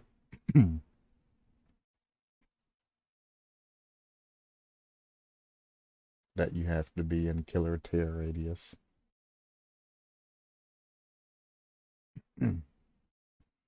I wouldn't even worry about the tear radius thing, honestly. Okay, so it'd be better than like. So I mean, it only lasts for 20 seconds, but I mean, I could see you. It only actually, makes sense to actually have it put down when it's in the killer's tear radius, though. So that's kind of a given. I mean, if somebody wants to waste the perk when not in the killer's tear radius, so be it. But, hmm, I wanted it to be easier to use, but with a limit.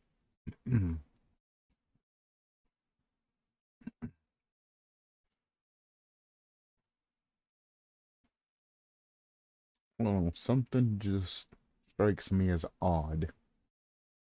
I feel like the cooldown definitely can be dropped down to about 60 seconds because the mimic itself only lasts for 20. So a 60-second cooldown is more than enough. If somebody wants to waste all three of their tokens in the first chase, then it is what it is. Which is kind of why I'm like,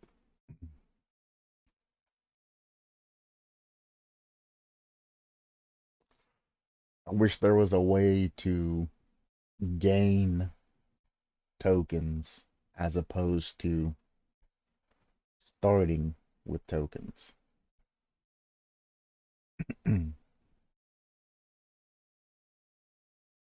But I mean, if the killer can't down you within 60 seconds of you using a clone, they kind of brought it upon themselves. I'm like, man, because I mean, it only lasts for 20 seconds. So if the killer just walks through the particular illusion. Now, one of the things that I know, right? Just 8 survivors, just all just chilled out there and happened to make some sort of like Yes. The problem with him is the spirit. The spirit had the ability to make astral projections and all of that. And they were just standing there and faking survivors out because survivors weren't able to tell, if the spirit was moving or not. This isn't going to have that particular problem because there's going to be two of you. However, if you run around a corner and put an illusion down and you make that killer swing, that killer is going to lose, that little bit of time.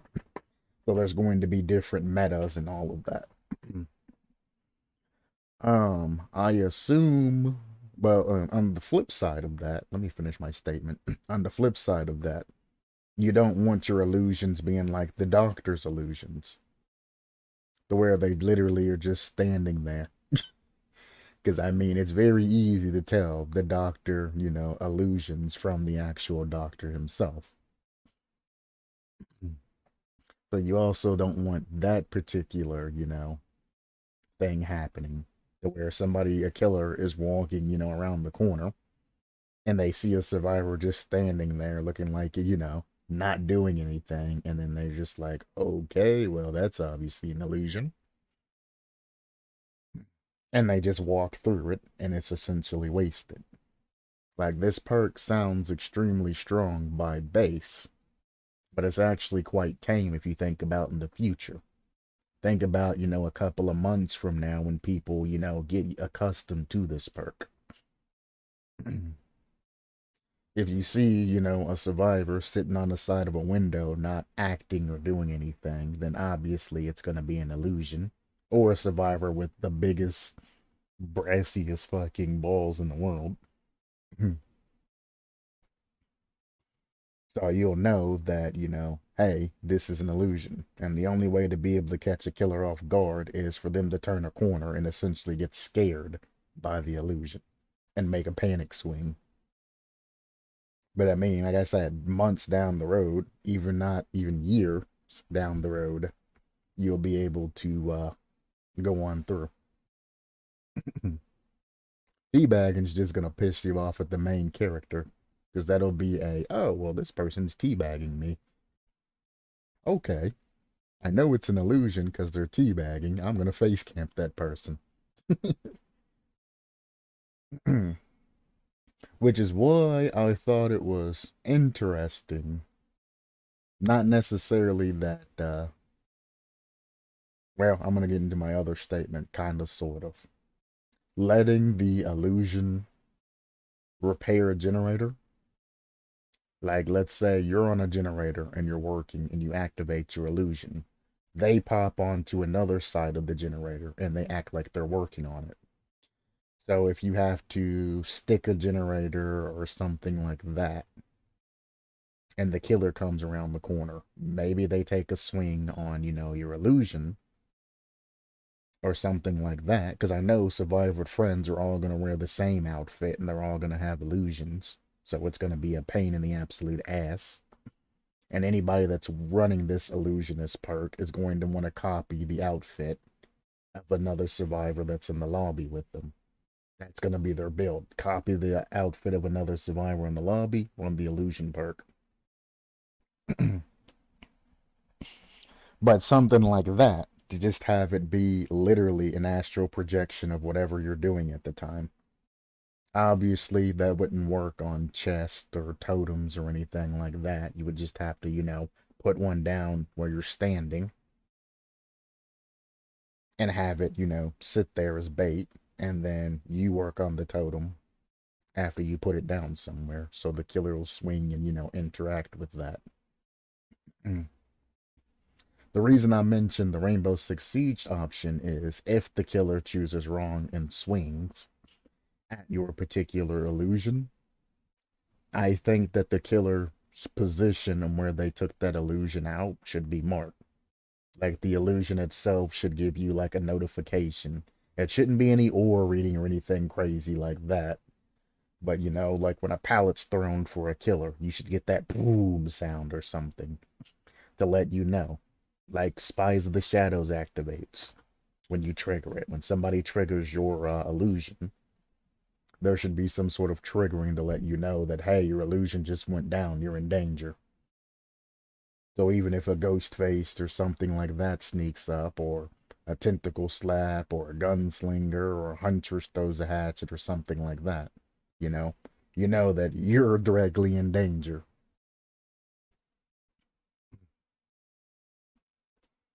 I think that is worthwhile. So in the future, when people know about the illusions and all of that, and you're not getting that value of, the killers and all of that falling for them, you can at least put an illusion down and run a loop. And as soon as they run through that particular illusion, which you can put in a blind spot, you know that that killer just passed that particular point, and you'll know to continue your loop. So you won't have to wait for their stain. You'll know as soon as they touch that illusion to go for that window vault or something like that, and have it assist you doing something around that way. I remember my crow perk worked that way, that showed the killer location. There were a lot of crow perks. The only one that comes to mind. Well, no, they weren't crows. They were something else. The one I'm thinking of.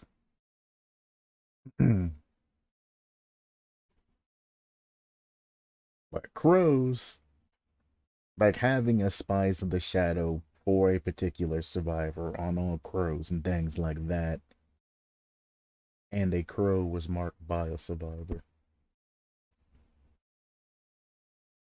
Oh, it's that variant. Yeah, okay. I think I vaguely remember that. Yeah, yeah. I remember that variant. I gotcha. I'm back up to speed and all of that. That's why I wanted illusions to work differently as a decoy. I mean, it still have the decoy aspect and all of that. I'm just kind of trying to future proof it. Because what's going to happen to the perk is when the perk first comes out, it's going to be super popular as it sits now.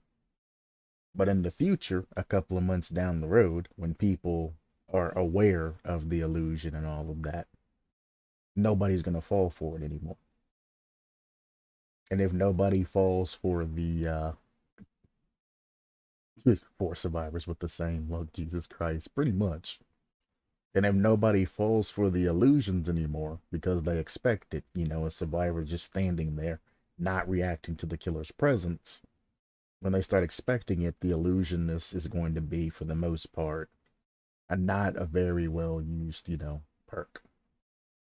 So giving it a backup to make it worthwhile for looping and things like that, and finding out momentary glances of killer's location gives it a nice backup for when people figure out, the meta for the illusions and all of that and how to counter them. So as I said, it all looks nice on paper, but I don't foresee it being used for very long when people find out the meta to counter against it. You walk around the corner, if the survivor's not moving or reacting to your presence, then you can run through them if you're not sure, or ignore them and follow scratch marks and things like that. But I mean, generally, a killer will follow the scratch marks instead of going after the guy that sticks the generator anyway. The survivor lets go early and runs, the killer is going to immediately go after him instead of checking that gen. So it's kind of the same principle there. The second variant of this is what I thought it did at first, was create an illusion that would assist you. And I do like the thought of an illusion that can come out and that can help you by assisting you in doing generators faster. However, I think that would require a health state loss. So at full health, you take a hit and go down to the injured state, and then you summon an illusion that pops out in a healthy state, and then the illusion can help you work on a generator.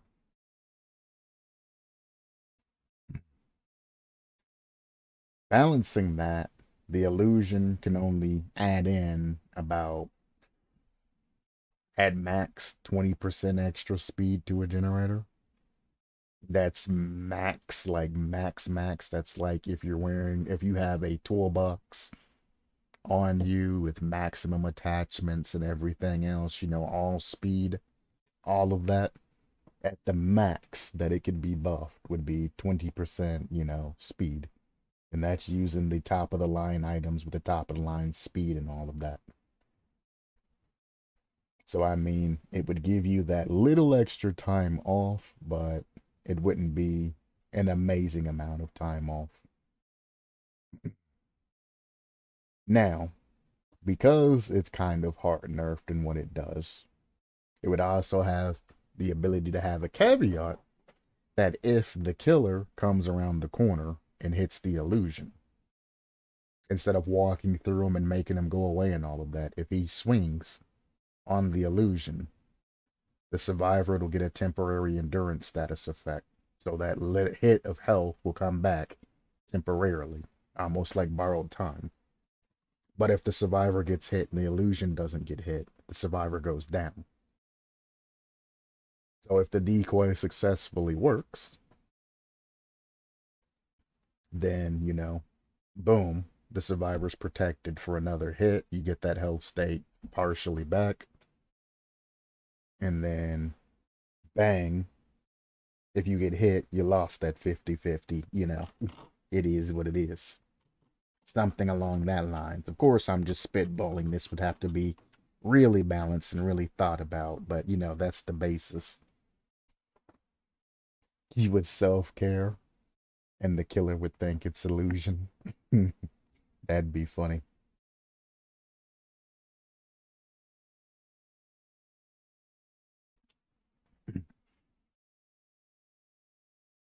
It's interesting. It would be a 50-50. Yep.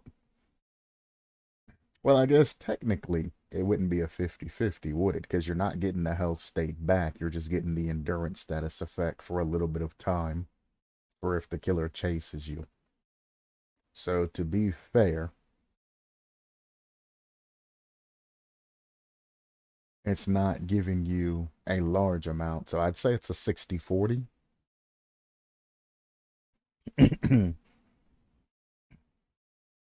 And yeah, like during loops, if you forced, well, honestly, if you are in chase, I think the perk should be deactivated.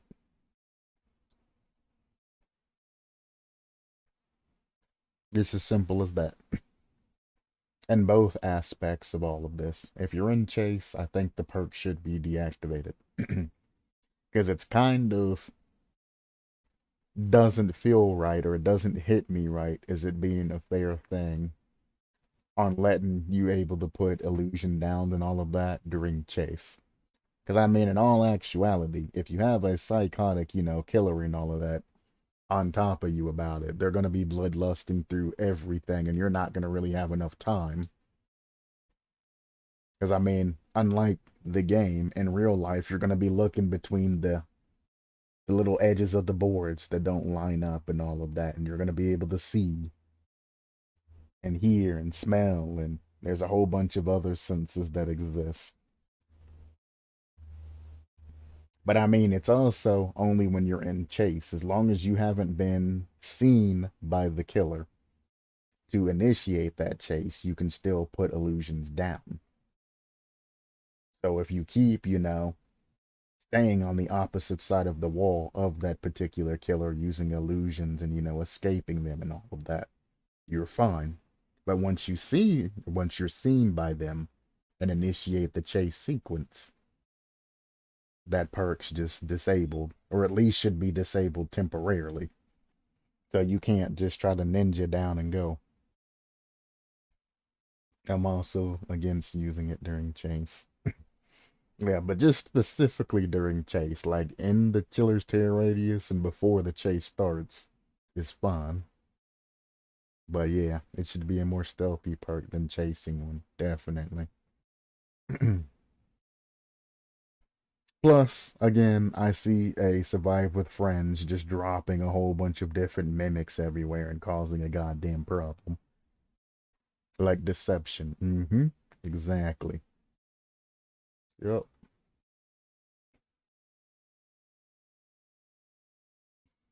But I mean, it's also, for the most part, fine as it sits now. The only thing that, from the base that you put out, I just think there should be some sort of way to gain the particular tokens to actually use, and then the limit be dropped to 2 minutes. Because I mean,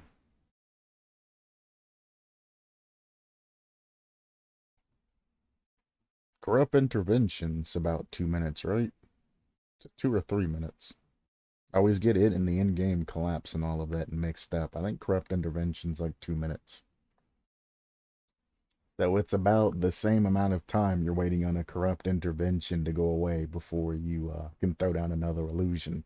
That is a long time, especially when the killer can just walk through it and get rid of it instantly.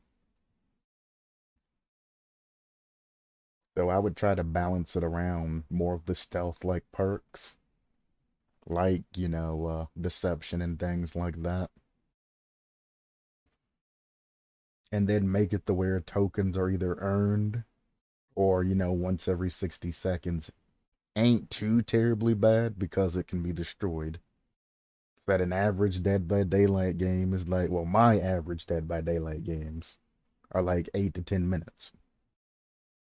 So, I mean, having a 60-second cooldown if you use it as soon as you spawn in, and once every other minute, you can put up like 8 of them. But I mean, that would assume that the killer's directly on your cheeks and you use them once every time it was available.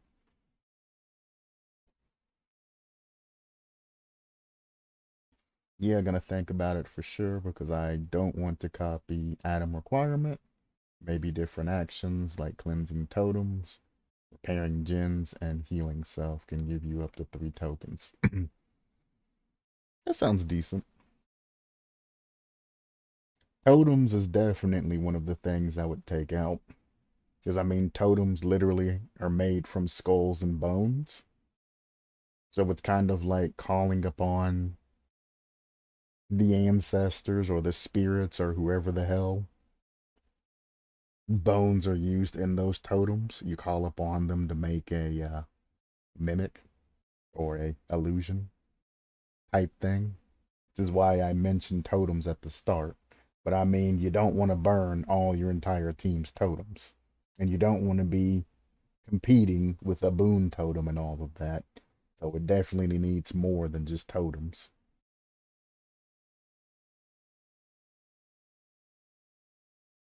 Repairing gens, that's an easy one that you can limit things to as well. So that's a very good one.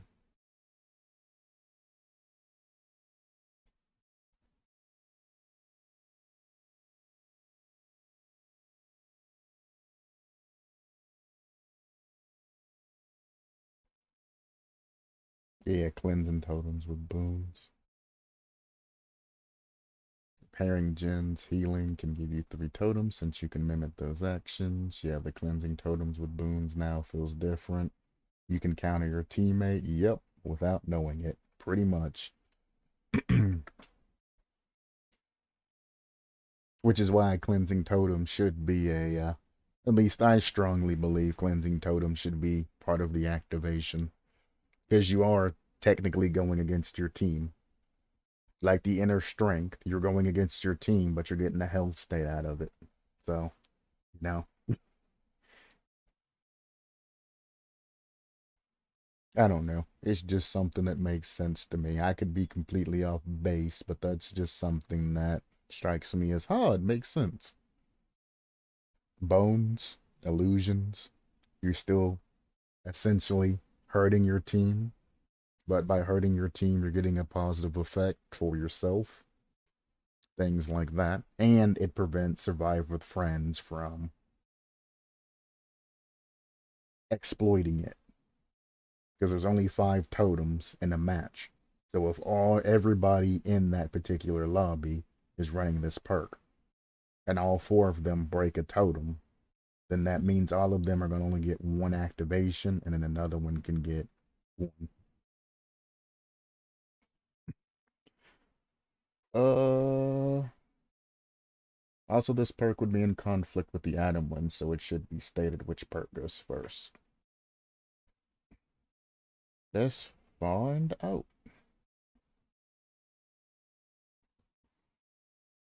Atom. I could have just clicked on the fucking perk, but alright. This one, right? No.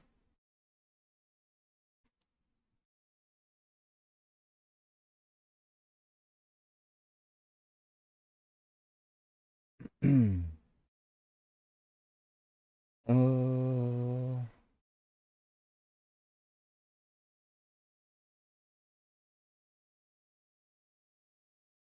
Alright, you're talking about diversion? Diversion, you get a rock by staying in a tear radius.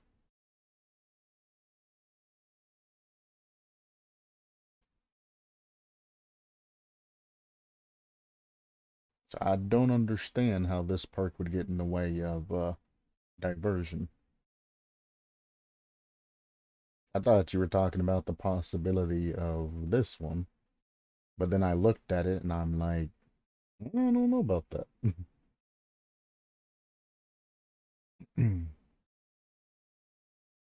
Oh, the active ability button, that's not that big of an issue, to be honest with you. You have a lot of buttons that you can use in Dead by Daylight. You can use the interactive button to put down your illusions and all of that, if it comes down to it.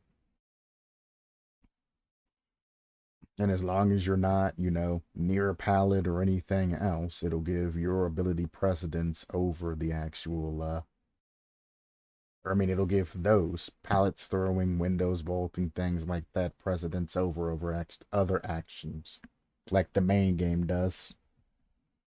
Like when you're trying to self-care under a pallet and the pallet's like, throw me, and you accidentally throw the pallet trying to heal. That type of situation. It sucks, but yeah, just using R1 to put those down would change that. Worst case scenario, they can just allow you to keybind everything differently. And worst case scenario,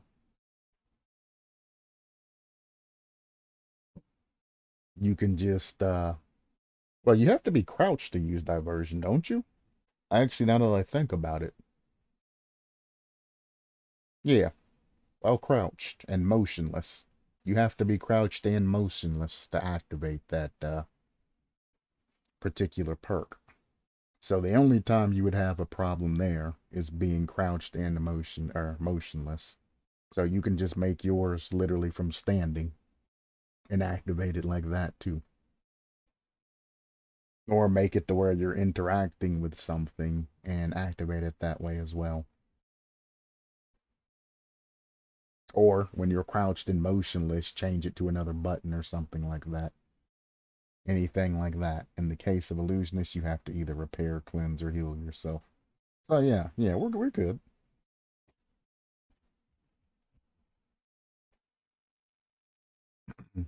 That can be worked around.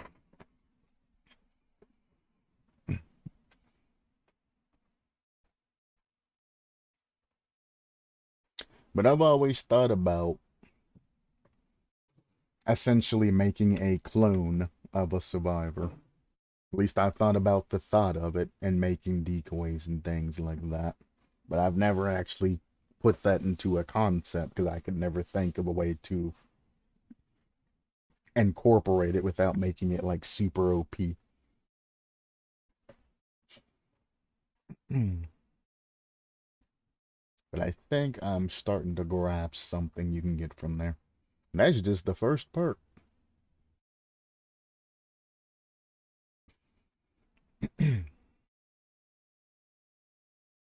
Well, that's just the base. I mean, like I said, by itself and how it sits now is not a bad perk. I would definitely decrease the cooldown on it, if anything, to 60 seconds, but that's about it. It's the most complicated one. Well, least complicated come first. And we have Death Door, or Death's Door. After unhooking a survivor, this perk activates for 8 seconds. When this perk is active, instead of going into a dying state, you are entering a withering status effect. This perk becomes disabled when exit gates are powered up. So it's a delayed dying effect. Which is interesting. Because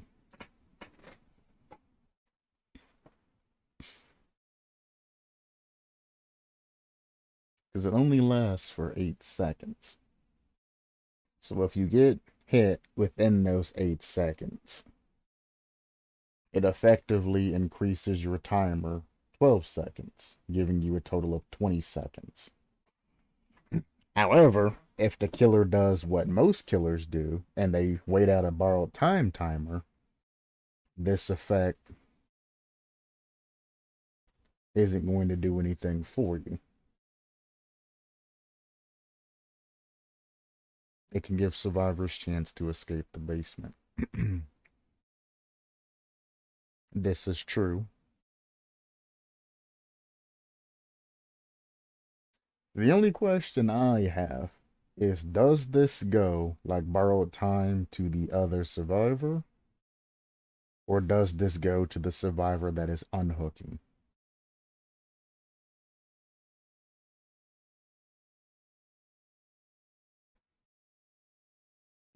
Hmm.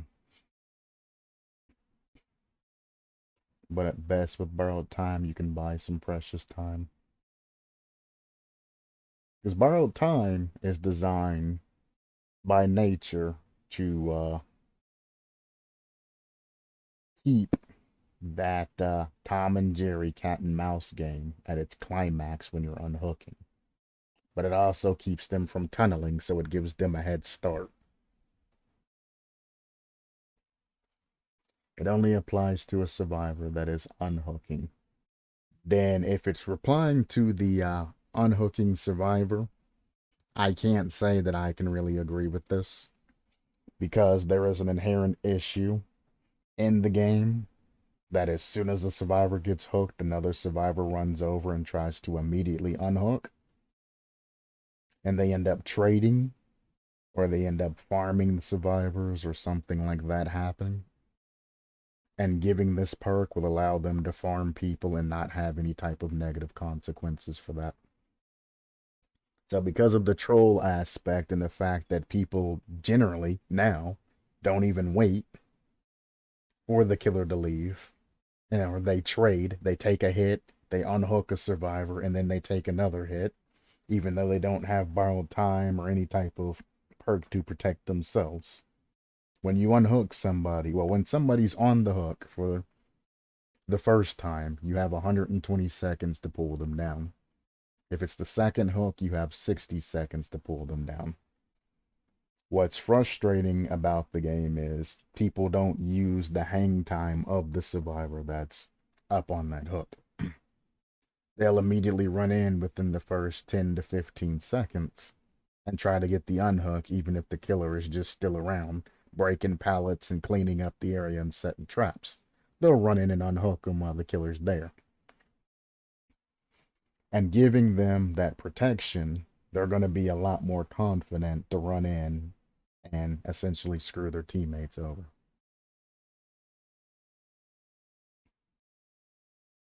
You can also combine perks such as power struggle, flip flop, and go down under a pallet. That shit don't work, by the way. I don't know if you watched the other stream where I ran Power Struggle and Flip Flop. The killer actually has to leave you down there, so you actually require either the killer to leave you there for like 7 or 8 seconds, or whatever the math I found out is, or you have to rely on a teammate to take the killer's attention away from you in order to get the flip flop power struggle thing that happens. It don't work. I was so annoying. Or you can use this time to go to some high place and use boil over. Boil over, ever since they nerfed the sway from, I think for like 180, I think it was 100% to like 75%. Boil over ain't good anymore. It's really not. The whole point of boil over is that it perpetually kept the killer, from walking a straight line. So they really couldn't move as they had the survivor in their hand because the wiggle was strong. And then if they jumped off of something, that 25% kind of got them because they couldn't get to a hook in time. Now, people are expecting boil over, plus the horse symbol and everything else that pops up, to show you that they have that. You know that, hey, whatever's faster, I'm going to do. Plus the updated hook locations, that all the hooks are literally by places that you can jump down. Unless you have something to assist you, boil over isn't good to run by itself.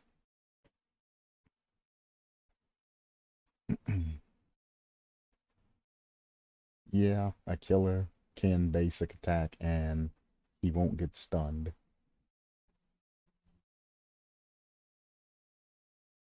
That too.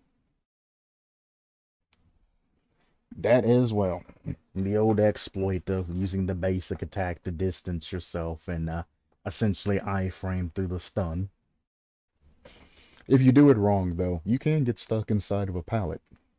So if somebody does run the flip-flop power struggle and you basic attack and you don't do it completely perfect, you can be stuck in a drop pallet as a killer and unable to move.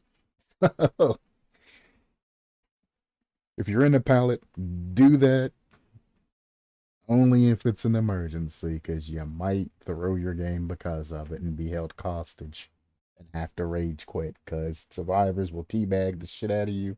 They will blind you. They will break every totem on the map. They will throw down every pallet. They will do everything to farm you while you're stuck in a pallet just looking at them like, man. And then they'll finish gens. All four of them on the gen, of course, because they get more points that way, and then leave. It's a terrible experience. I've only had it happen to me once, maybe twice since I've owned the game. I mean, I'm not counting, in the past where the game was kind of scuffed. But I've had it like once, maybe twice in the last couple of years of playing Dead by Daylight. But it happens. But this perk had two purposes when I created it. One, to stall some killer time, and second, to move to a better location to either get pallet stun or flashlight stun. Um, I don't know if you're aware of this, but you can actually dead hard to get extra distance for the pallet stun and the flashlight stun. Anytime the killer is in an animation, you can dead hard through them and do all of that. So if you need a little extra distance and you're around, you dead hard up to them or past them or through them in some cases, and then you slam the pallet when their animation finishes. Same with flashlight stuns. You can dead hard around them or through them or to get that extra distance if you're within the area. And you can turn around and blind that too.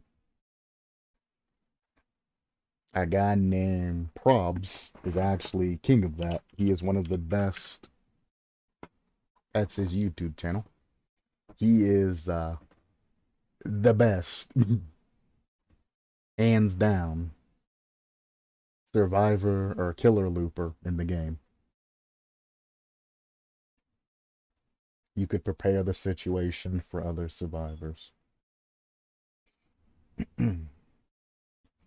That would be interesting if it wasn't able to be countered just by the simple fact of you're rewarding players for bad play. I understand the purpose of which, your perk wants to come out, but protecting the person that's auto-hooking that particular survivor is generally never a good idea.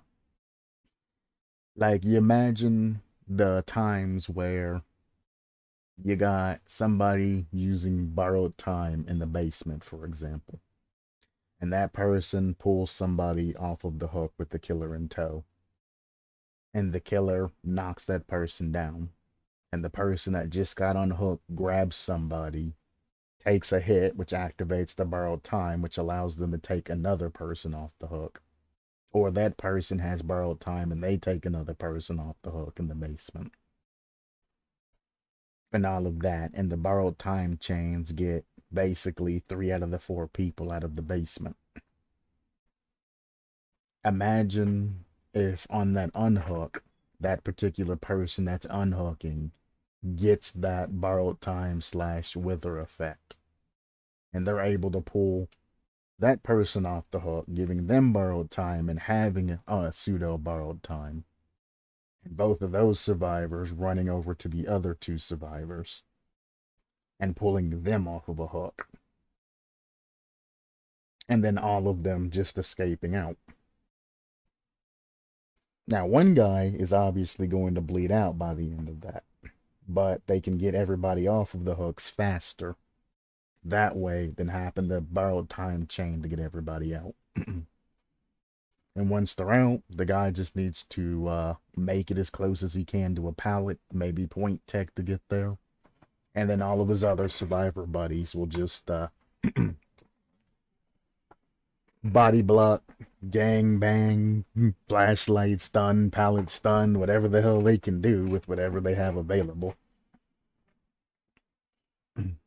And do things that way. And again, if it's the end of the game and the killer has a survivor on the hook, an injured survivor can run in, unhook a survivor, give them borrowed time, and then the killer can't attack or do anything to either of the survivors that are escaping at the end game for 8 seconds at the bare minimum. And if he does hit them early, then they have 20 seconds on one and 12, 15, however much borrowed time lasts on the other. It's impossible to down somebody in those particular situations if they're close enough to the exit gate. Especially if dead hard and things like that are available. It's just too much protection. The point of borrowed time is to keep that cat and mouse game while also, keep the game up. But, well, I guess it does become disabled when the exit gates are powered up. That is true. I probably should have read the rest of that. It comes disabled when the exit gates power up. Gotcha. But still, even during mid-game, you still kind of run into the same thing to where, or most importantly, if you're a camping Bubba, or any type of tunneling killer that relies on camping or anything like that, you're not going to be able to sufficiently camp. There are perks that are anti-tunnel, like Decisive Strike. That's a 5-second stun and things start up again. After you get through that 5 seconds of, dang it, this sucks, you're back in the game. When this perk activates, you're just going to inherently have to wait 8 seconds after an unhook before you actually go after that particular person. By base. So if that person's trying to trade and they unhook somebody, as soon as they get that unhook animation, you have to make the decision to consciously wait 8 seconds before you swing on that person Or you can swing on them early, and if they have this perk, which this will probably become pseudo meta perk for most build or some builds, now you can't down them for 20 seconds. If you hit the person and they don't go down and they get this withered effect that you know they're going to go down in 20 seconds, there's no point in chasing them. So if you do run borrowed time or something like that and they hit you as you're unhooking that person, they're not going to chase you. They know you're doomed to go down. They're going to turn their attention to the other guy that just got unhooked. They're going to hit him one time, see that he has borrowed time, or they're going to wait the borrowed time out, either or. And then they're going to tunnel and they're going to down that guy again. And then they're going to rehook him after the effects and all of that wear off, and that person's going to be tunneled. And any time that they see you trying to unhook somebody, they're just going to either ignore you or they're going to hit you as you unhook them, and then they're going to go about their time, or they're just going to have to wait. Then the meta is going to become, if you see somebody doing the dumb thing and unhooking in front of you, you're going to have to chase them and count to 8 before you can hit them. If there's any pallets or any way for them to escape, that's going to be hugely problematic, giving them an excess of 20 seconds and all of that.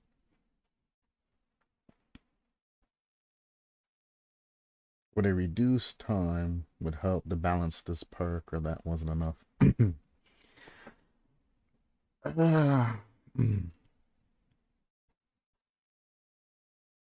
I mean, it's not the time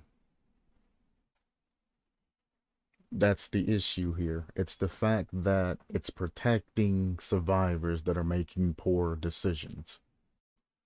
In order for this perk to activate, that survivor had to have made a poor decision, that is, unhooking a survivor when the killer's nearby.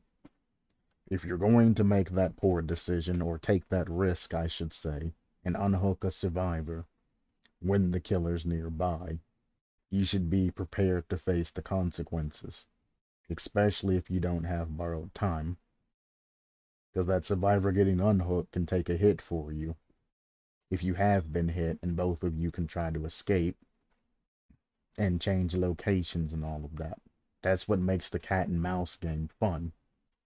Making it to where the unhooker is protected gets rid of the cat and mouse aspect.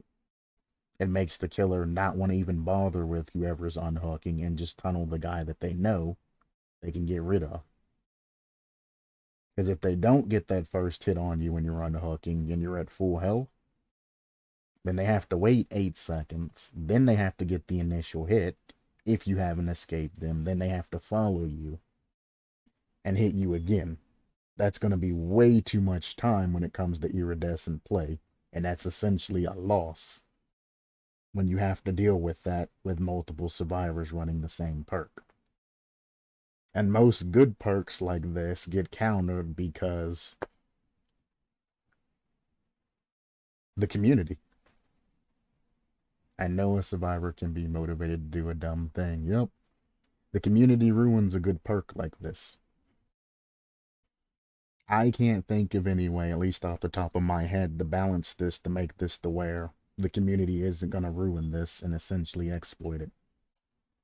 Again, I run best case scenario and then worst case scenario, 4 different survivors running this particular perk. Each unhooking each other and using the withered effect to, get wherever they need to go or do whatever they need to do. And to keep in mind that because it is an unhooking, Decisive Strike does combo with this, as was mentioned earlier. So even if you do get this withered status effect and you do end up going down, you still have a decisive that you can use to get back on your feet and continue to move. Or if you get far enough from the killer and the killer doesn't chase you, you have, Unbreakable, Baboon Exponential. And if you're running a no mither build and you're saying fuck it, because there's no point in having full health when running this perk, this would stack very well with no mither. because you can just get back up, and if you're running Soul Guard or anything like that, that's even more endurance. So endurance on unhooks, the endurance when you get up off the ground. Decisive strike gives you increased time to get away, and you can just run endurance on endurance on endurance and borrowed time and all of that. So you can literally just keep, endurancing. Run a Stypic agent with a med kit, you can even add even more endurance effect to that. So I don't know. I am heavily against protecting an unhooker. It just doesn't feel right. And it's because I played the game enough to see survivors doing dumb decisions. Now, iridescent survivors understand how the games work and they don't generally go for those types of unhooks.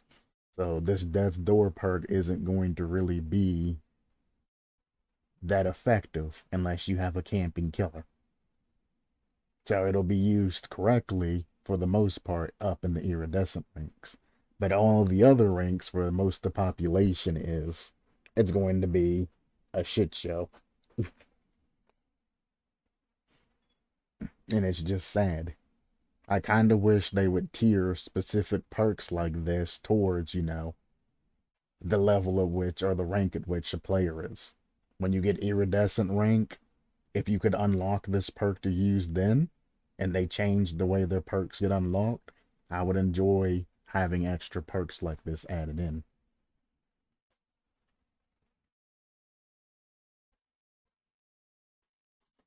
My first form of this perk worked that way. When you were injured and you was healed to 75%, instead of going down, you would get that effect, but it was changed during the process. I mean, makes sense. You would definitely have to make an additive to where you're only protected for, a couple of seconds. But then you got to think of the hemorrhage status effect and all of that as well, too. So the hemorrhage status effect would nullify the activation of that perk if it starts decreasing and all of that. Unless it's just a one-time activation and you have it once you hit 75%.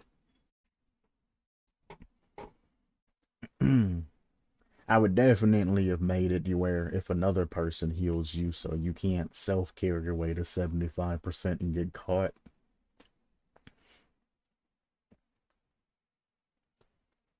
I thought this would work better, but only created more problems. Oh, yeah.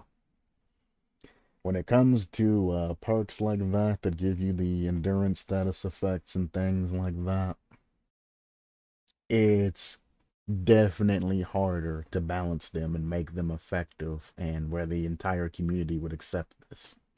Because as soon as this perk pops up, as this is, you are going to have killers blow their lids. Is what I've noticed that most, higher level, like pro level killers and things like that aren't in competitions are nice enough to where if somebody's going for an unhook in front of them, they will attack instead of just pick that person up. They don't really go for grabs because it's kind of considered BM when it's among, competitive and up like that, when it's not part of a tournament. I'll walk up and grab somebody as they're going for an unhook because I don't really care. I'm like, if you're going to unhook in front of me, I'm just going to pick you up and take you to another hook. Some people do it because they don't want to be decisive strike, and allow them both to escape. They might as well get that damage while they can. But I'm going to grab you. BM, bad manners. It's considered bad manners to grab somebody who's unhooking. And they go off that. But do you think the first form would work better if it would require others heal? First I heard of BM by grab. I don't know, it's just kind of like an unspoken rule. If you watch any Dead by Daylight content creators play, if you notice when a survivor's unhooking another survivor, like an actual person that has like 10,000 hours in the game, not just, a regular streamer, you'll notice that instead of walking up and just grabbing them off the hook, most times they walk up and they just slap one of them and then they continue chases. Because it's just considered typically just BM to walk up and then grab somebody who's unhooking. Or, they won't exactly tunnel unless they have to. Like if they get behind in game, you best believe they're going to grab and tunnel somebody out to get back in the game. But if they're winning, how they won't go after the guy that's obviously there that they can drop back down. They just go after the other guy and they don't tunnel that particular person out.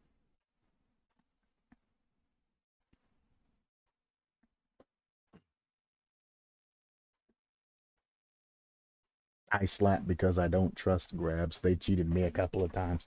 Yeah, I've been cheated too, but if you're like right dead on their back and then you just tap the button, you'll get a good grab in.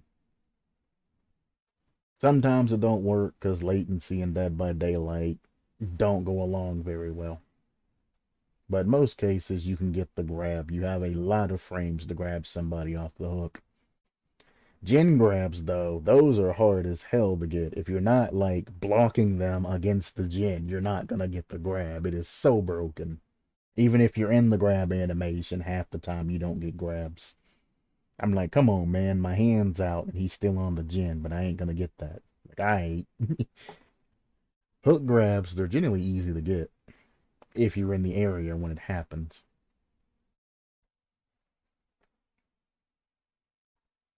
Mm.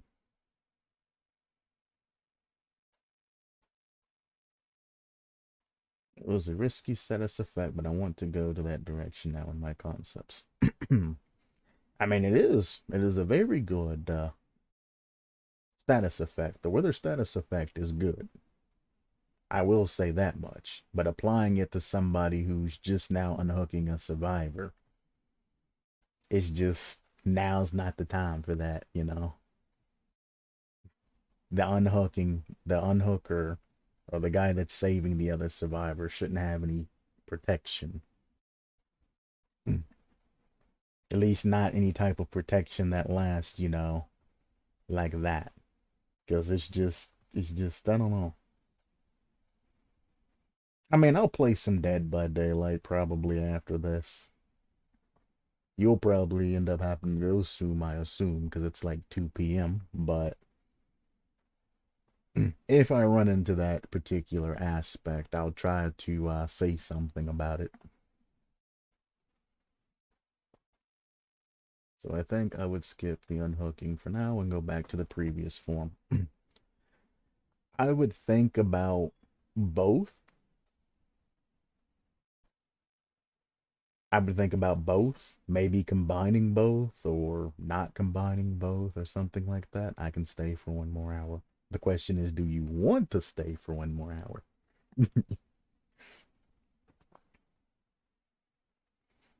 Because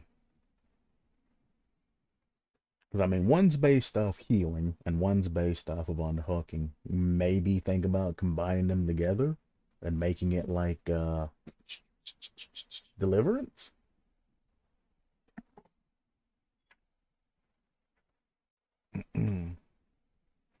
So if we go back to, I just clicked on. Yeah, I wanted to stay for more than 1 hour, but I can't.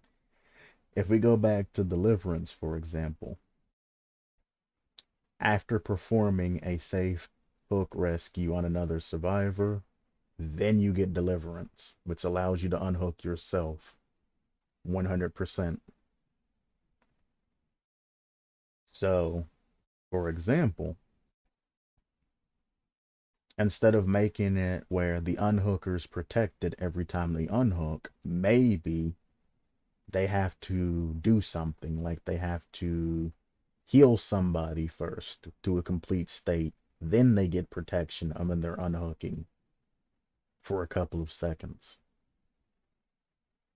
There you go. A safe rescue or something like that.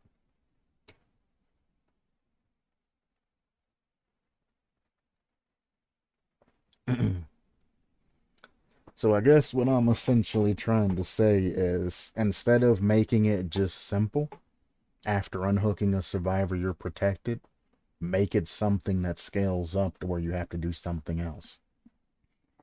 So, like, another example is, second wind? Second wind, yeah. I think it's still called second wind. I don't remember what it's actually called. That's probably what it was called before. Whatever perk it is that as soon as... Hang on. Yeah, it's second one. So there. So you can make it something like second win. Whenever you heal somebody or another survivor for one health state, the next time you are unhooked or unhook yourself, you get the broken status effect, and then you are healed one health state after 20 seconds. Something like that, for example. You do get the health back, but it's after, a specific amount of time. To where if the killer is on your cheeks, or if you're traded or something like that happens, you're still kind of bopped and can go down. But if everything successfully happens, properly, and you're not trading or doing anything crazy, you can get this effect.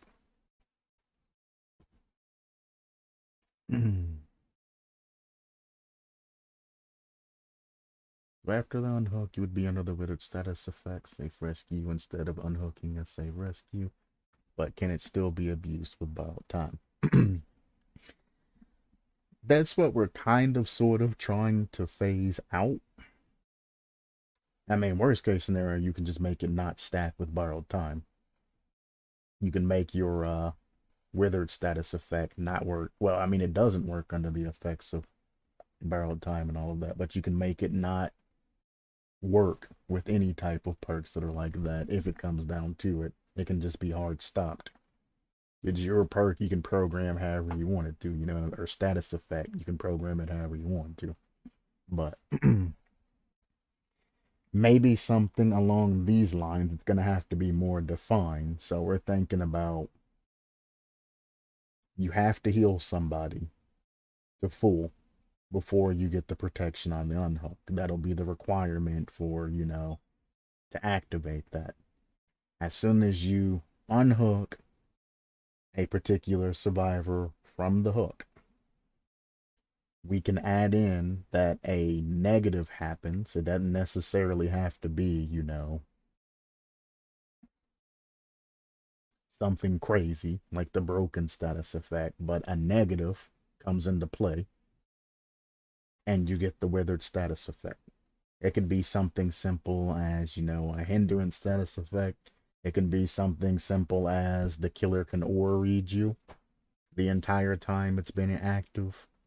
It can be something, that balances it, that gives the killer still a prerogative to, be able to deal with the situation instead of just sit there like, well, he has borrowed time and he has that perk and I accidentally hit him. What do I do now? I guess I just stand here. you know? Like, life sucks for killer. There's no way to get out of that. You got two people that have, like 15 to 20 seconds worth of endurance status effect. You can only walk after one and just wait and hope they don't get away from you from then.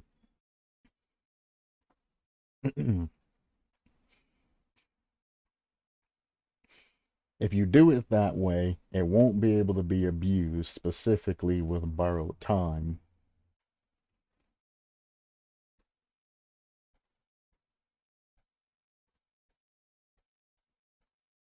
Well, if it's balanced appropriately and all of that, it shouldn't be able to be abused with borrowed time, is what I should say.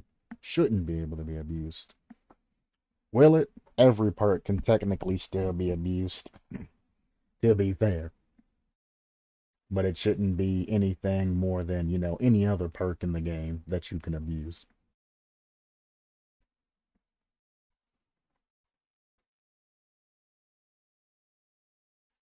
Like a taking your kid to a walk to the park full of hooks and generators. Wouldn't that be a hell of a park? Hooks and generators that are open and sparking. Oh my.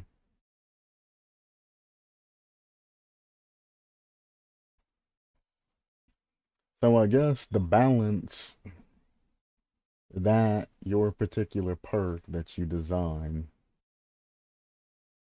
is missing is a way for a killer to get around the inherent issue of people trading in front of them. Because if they take a hit and then pull a survivor off of the hook and then get that state, they're protected. Now, that can be changed by making it to where this effect only happens if you're at full HP. You have to be at full HP in order to get the effect of this, so you have to unhook a survivor with full HP. So if they do try the trading method, it won't activate. So something as simple as that could prevent the trading factor. Now, the borrowed time exploits and all of that are still going to be there, but I mean, what's the difference of, you know, four survivors in SWF running borrowed time or running distraction or all running deception or all running some other, decisive strike or, some other BS perk, you know what I'm saying? There's going to be an exploitation to a certain extent if all survivors use the same perk. Only thing you can do is minimize casualties by thinking about it and, trying to counter the particular situations. To be fair, if you hook all four survivors or three survivors in the basement, you're probably going to be standing towards the top anyway. So if that survivor tries to make a daring save or anything like that, you're going to want to clap them cheeks before they get anywhere near that hook. It can start any type of chain. Or you'll just stand behind them and wait looking at a hook, so when they try to go for that grab to pull them off, you can just pick them up. As long as you don't get baited and swing early, it is what it is. So, I mean, adding something simple as this perk only works when you're at full health would get rid of a lot of those aspects of trading. And that's the main issue, is any survivor unhooking that's either farming their teammate or, taking damage and trading their self to be on the hook instead of the other person on the hook. That's one of the main issues I see that this allows or prevents that even trade. And I mean, there's a lot of things to think about Death Door. I'm going to move on because I feel like I've been on this for quite some time now.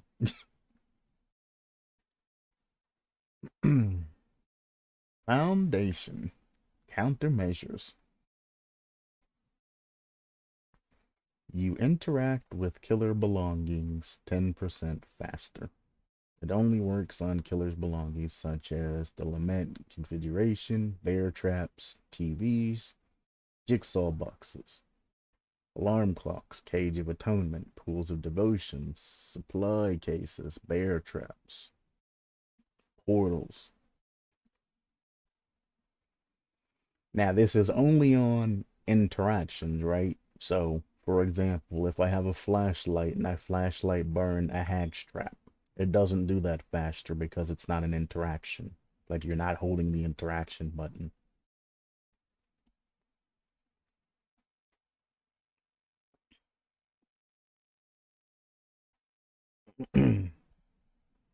Exactly. Gotcha. There are other things in this game that count as killer belongings, such as hooks or chests, so I wanted to make this clear that this buff won't apply to them. Do hooks and chests count as killer belongings? I don't know. I rarely use that radar perk that shows you where the killer is or the belongings or all of that. I don't know if it's triggered by hooks and chests.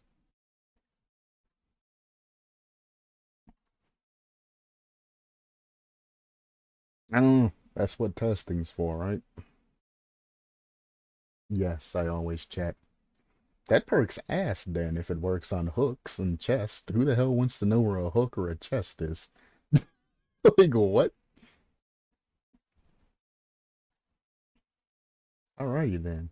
For every 15 seconds of being in chase, you gain a token up to a maximum of 6 tokens. Each token grants you 6 seconds of struggle phase time. Every 2 tokens, add 0.7.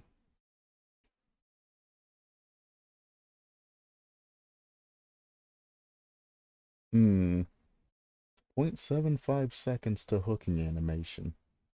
You lose all tokens when you are hooked. You can gain these tokens again, but you will have to earn them again during the chase. Well, it takes 1.5 seconds to hook somebody into hooking animations. I don't know if Sadico's is any different or anything like that, but I assume it's still 1.5 seconds.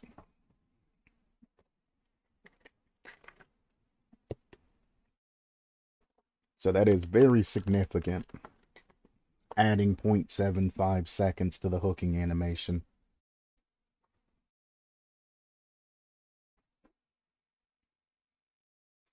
That is. Hmm. It should be 3 tokens.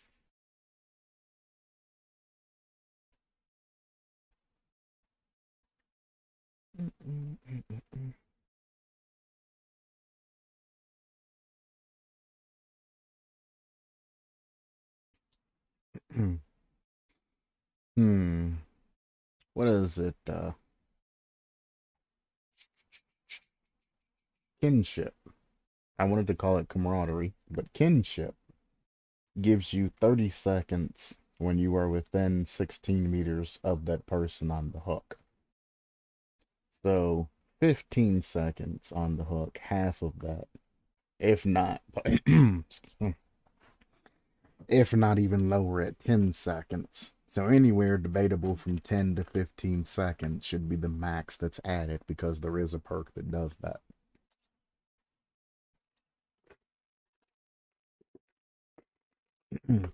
To that particular struggle phase. Because at 3 tokens, that's still 18, which kind of prevents the why would you ever use kinship, in that particular case when, you can just run this perk. And as long as you're in the chase for, technically, it's still got to be 45 seconds. So you're probably only going to get 2 tokens anyway from that.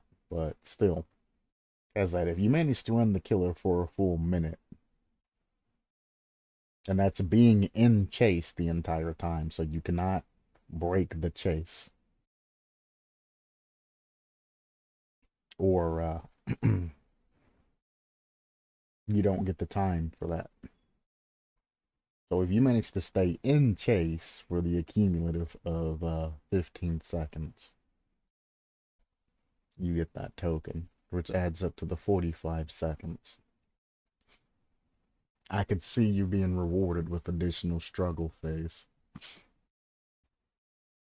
Your average chase lasts, well, it can last different things. You should get a hit in before the first 20 seconds of your chase if you're not spotted early. If you're not getting a hit in before the first 20 seconds of your chase, you should probably abandon that chase because it's not worth the time sink.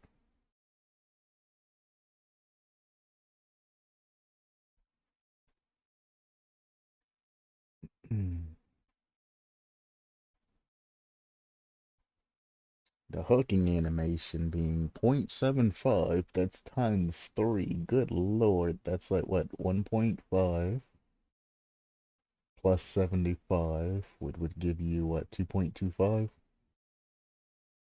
2.25 seconds of hooking animation. That is brutal. And the thing about losing all tokens when you're hooked, it all relies on your second hook. So as soon as you're taken off the hook for the first time, your hooks are, or your tokens are gone, and you have to reset. So this perk, honestly, you could streamline all of this and say that, oh, 3 tokens per 0.75. Gotcha. So to streamline this, you can basically say that this perk is only active after you've been hooked once.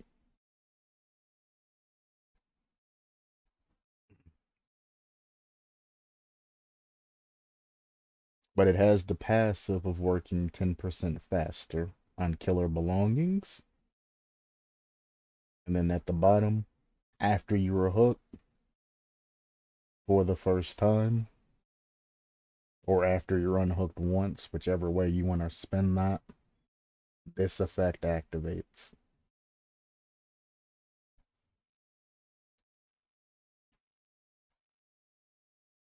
To get maximum effect, you would have to run the killer. I guess the only question I have is to get a complete understanding and to give an analysis.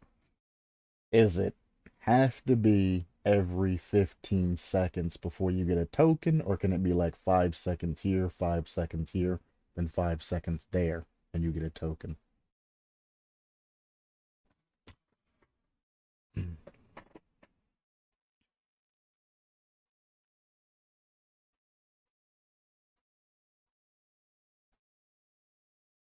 Yeah, I was just making the difference between them. The first half of this perk is active the entire time, and then the second half of the perk is only activated after you've been hooked one time. Yes, it is a sum.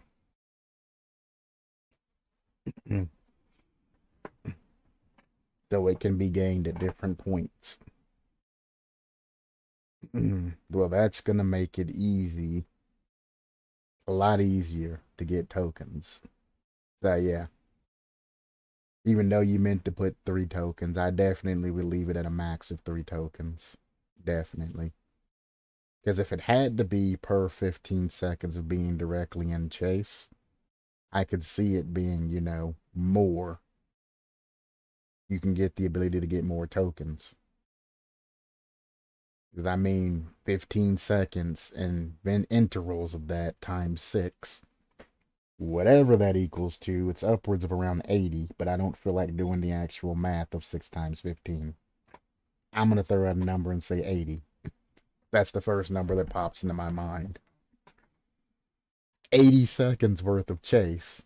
I think you definitely should get some bonuses for that, you know what I'm saying? But if you can get it, every once in a while, here and there, here. Oh, yeah, definitely. Killers like Wraith and things like that would definitely counter the perk, but I mean, that's kind of, it kind of is what it is at that point. Some perks can be countered by easy things like Nurse's Calling or Franklin's Demise or something like that. Perks should be able to completely, or killers should be able to counter specific perks. Like Spine Chill countering, stealth killers or killers that stalk, for example. Yes, and now it's how it's supposed to work. Would definitely be, a thing that happens. Every time you pick a perk that's risky like that, you kind of got to go with the assumption that you can be countered.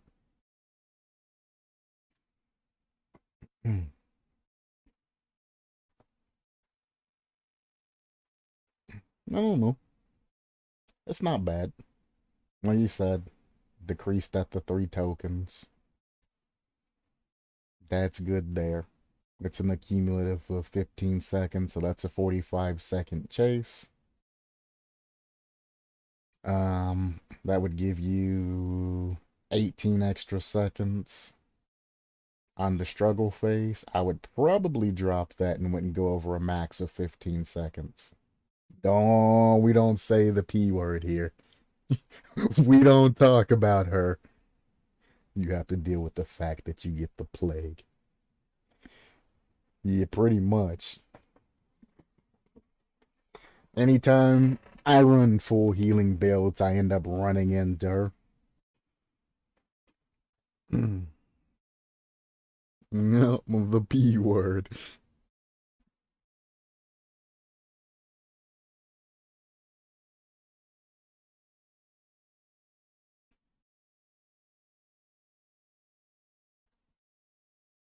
Yeah, that's about right. 3 tokens, no more than 15 seconds of extra struggle phase. I would still limit it to 10, but that's me personally. But I definitely wouldn't go over 15. Because again, one, this would stack with kinship, giving you 30 plus 18, almost 2 phases worth at the end. So you would technically have 3 hook phases if you decided to somebody walk near you.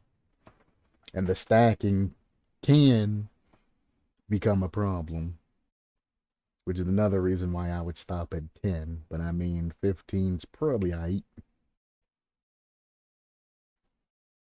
And the hooking animation is just brutal. It's just straight up brutal. Because 1.5 seconds is already quite long, especially when you're trying to activate Blood Warden or something like that before they escape and all of that. That's brutal. Blood Warden people are going to hate this perk.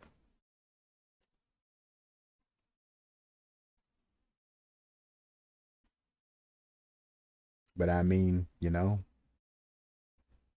Wraith makes it harder to get chases, but this perk makes it harder for killers to get Blood Warden. So it kind of is give and take. I can only offer you help, but it's up to you to figure out what path you want to know. Oh, I forgot I haven't even done the damn killer yet. God damn. Well, rip Dead by Daylight for the day. Sorry, can you repeat up to what maximum additional seconds it should give while on the hooks? I said I would personally limit it to giving 10 extra seconds for the struggle phase, no more than 15. Because one, kinship exists, and this perk makes it the where, you would probably pick this perk over kinship. But if you are stacking them together, that's an additional 45 seconds if you stack the 30 seconds from kinship and the 15 seconds from that, giving you 45 seconds, which is essentially another struggle phase. You're only 15 seconds off at that point. Having an extra 45 seconds, again, if it comes down to it, on every survivor, if they all run you and all of that, and then get that, can be, woo, can be woo. This perk will affect the competitive game.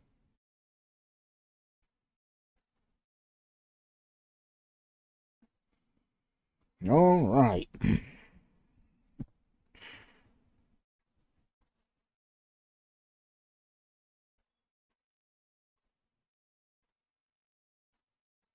2 seconds per totem. That would be 6. I mean,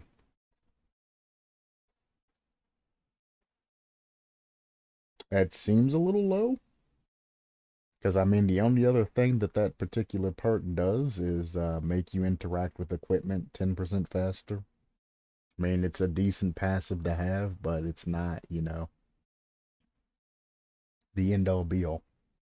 So if it's going to be 6 seconds, maybe change the percentages to where they interact with equipment up by like 5% or so. I don't know. You'll have to kind of tweak it, and behavior will have to take it to public test beta and have to behavior is going to have to tweak this particular perk to get it to perfection. You're going to have to do a lot of public test beta because it might be too powerful, it might be too weak. Behavior will fix all of the other minute issues. We just want to kind of get it somewhat close to where they have a base to go off of. And I think just making a couple of changes would make it close enough for PTB.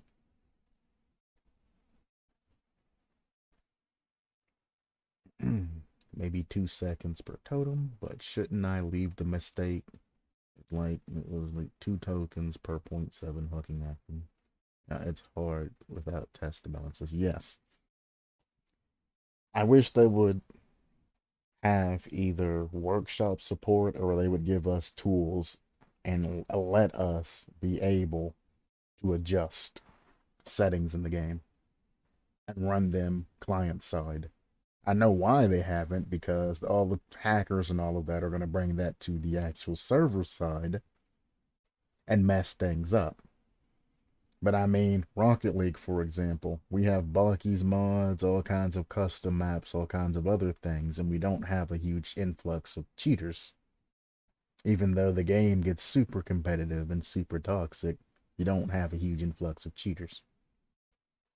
So it's like, if you do it properly, you can give this content to the community, update your easy anti-cheat and all of that, for God's sakes, behavior. Upgrade that shit like 3 times. And then give us the custom ability so we can make custom lobbies and actually do tests and things like that. It would be nice. It would be amazing, but yeah, it'll probably stay as a dream. Yep. Sad as that is.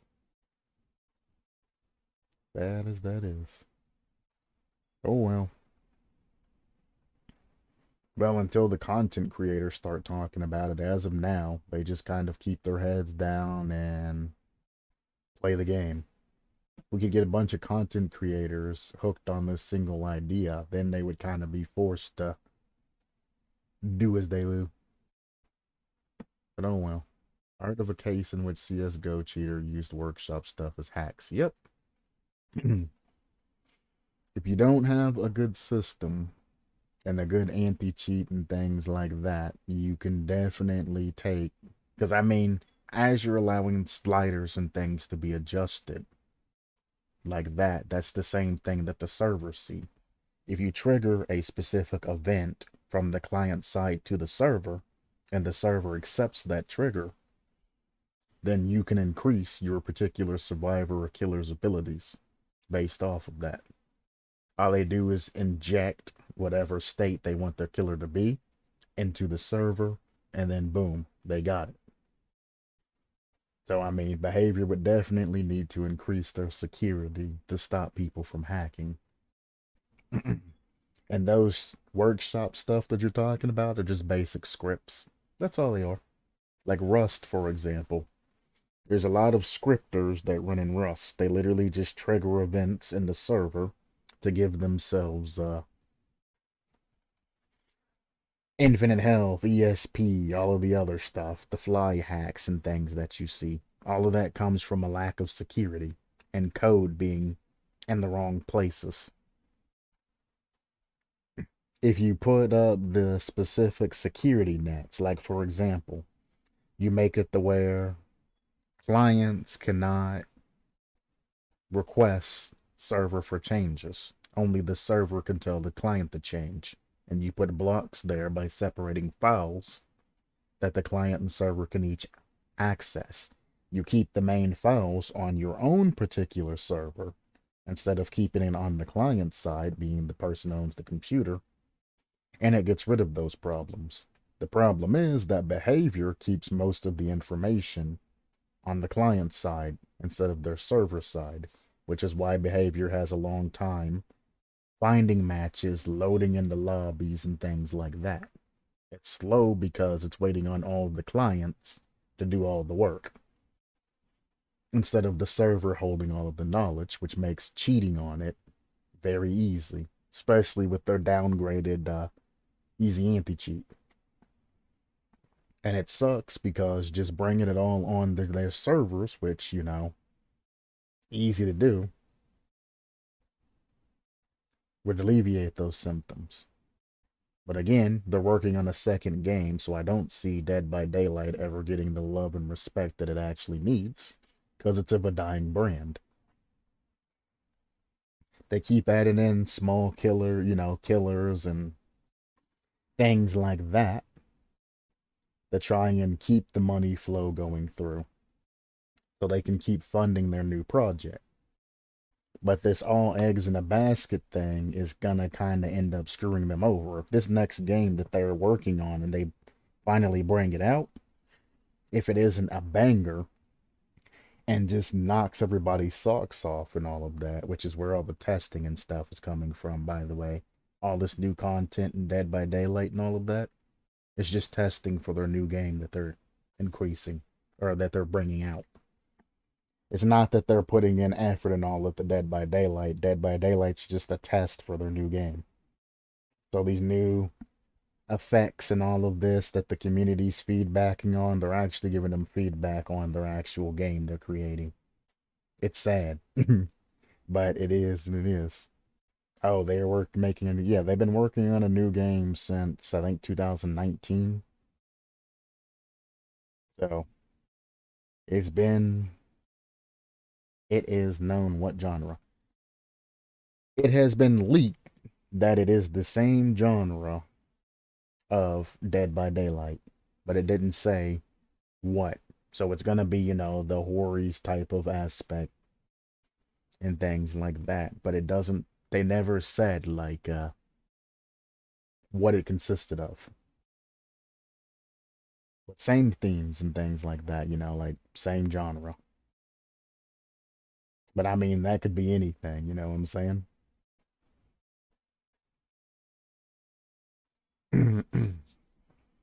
So I mean I understand what they're doing. And people are complaining of that Dead by Daylight, needs to be updated, needs to be fixed, needs to be all of this stuff. But the truth of the matter is they're not worried about Dead by Daylight. They're going to keep pushing out these small updates every once in a while to keep the community interested. They're going to keep getting these small, contractual deals, and they're going to keep releasing, new killers and all of that. That's the plan. Anytime they need extra money or anything like that, they're going to release, content for Dead by Daylight. That's where they get their funding from. The only problem is they did an alright job with Sadako and an alright job with the perks and all of that, but, there was not a map. There was no new map. There was no new game modes that had been released ever, really. There's no new anything. And the community is starting to slowly but surely get irritated that they haven't taken their game to the next level. And that's going to be an issue. Because if the new game that they're working on, when they finally start talking about it and all of that, if they ain't decided to scrap it, who knows, they might have just scrapped that shit, but I think it's still in development. If they decide to release that game, putting all their eggs in one basket, if that game flops and the community decides we don't want to play that, so much time, effort, money, and everything else is going to be lost that I don't know they're going to be able to actually recover. They're going to be bought out by Epic is what's going to happen.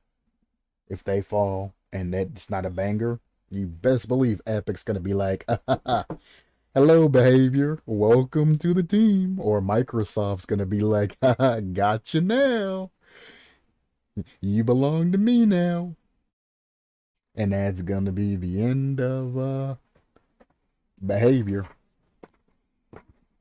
as its pseudo standalone company as it sits now. But them getting bought out by another company would be one of the greatest things that ever happened for the actual player base. Because that would ensure changes happen. Like Rocket League, for example, got bought out by Epic. We all knew a Rocket League Battle Royale was going to happen, which I have to cover that later today. New game mode, Fortnite, but in Rocket League is essentially what that is. So, yeah. Um,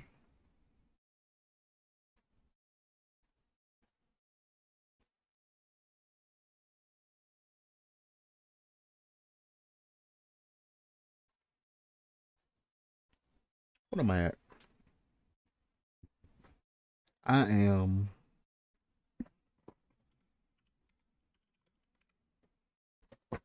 I just thought about that. Part one. Okay. So what I think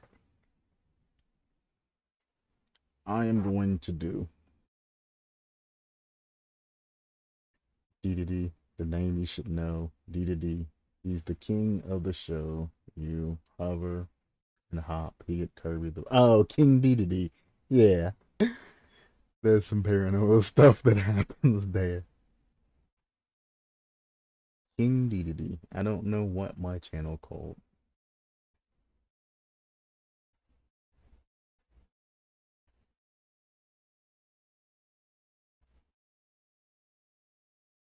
So I think what I'm going to do for now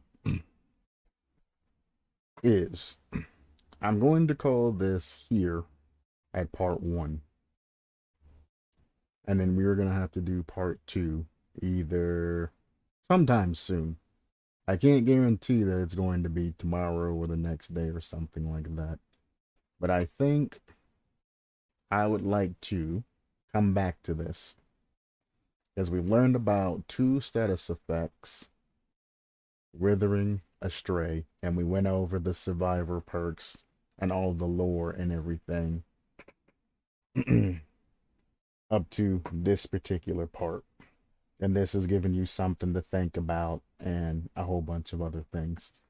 So I think we will take that information for now.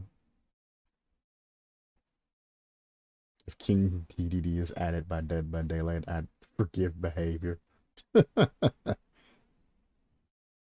That's funny.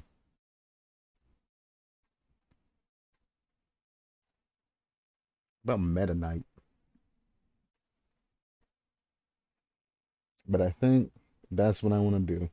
There's a lot of information to think about.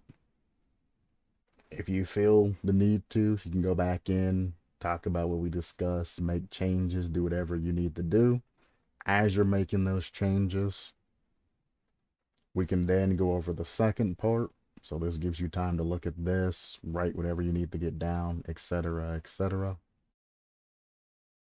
And then next time we can talk about the particular killer aspect of this and go over and get that worthwhile. So I would love to go on, but obviously I know you're going to have to get to sleep soon. And there's probably another couple of hours worth of content, so you're going to have to leave during that anyway.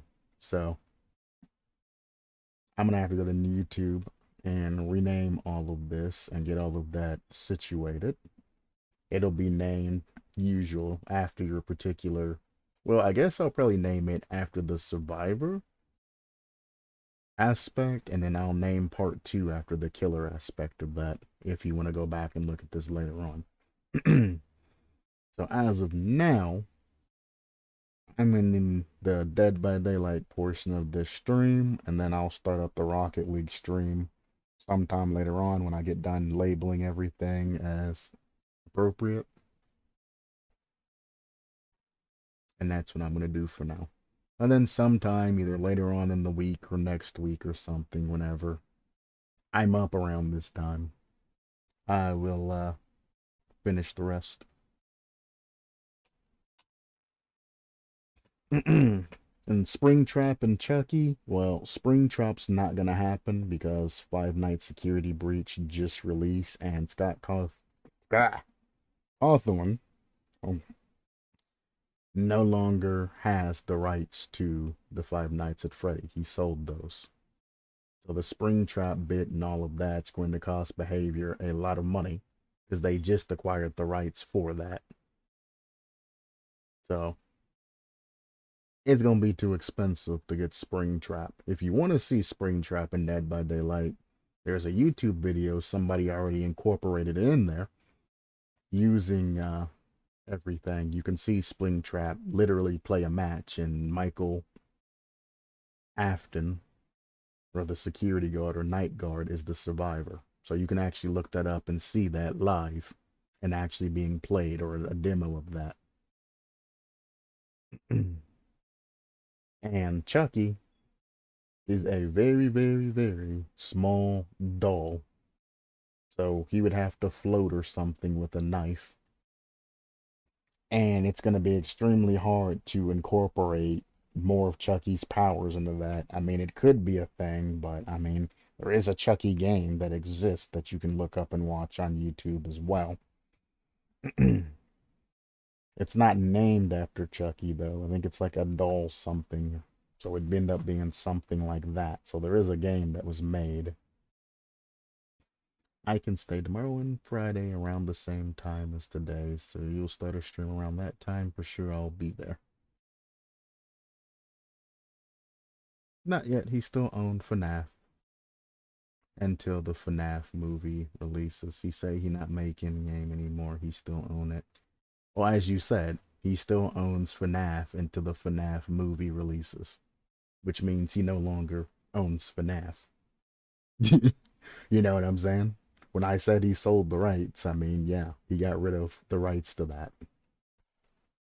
It's not really a not yet. It's already set in stone that he sold the FNAF rights and all of that. The movie or anything else that's already on the docket that he's, co-opted with people to create is a thing, but he no longer has the rights to all of that. It's all set in stone, all the paperwork's been signed. Time is the only thing there. That's what I meant by that. Galanonim. Tomorrow and Friday, so the next 2 days, I will see if I can get that done within the next 2 days. Like I said, I don't plan on staying up too late because I know I'm going to hate this new Rocket League game mode. So, we'll see how long I decide to stream that for and whatnot. So, as long as, well, let me be honest. I woke up early so I could specifically knock your particular concept out. And we ended up spending 3 hours on it and only getting half of it done.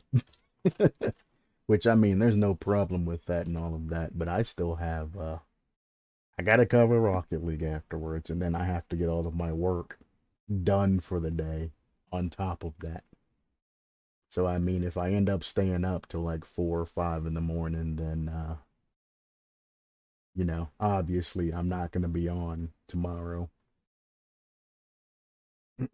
Possibly if I don't fix my sleep schedule after that or the next day.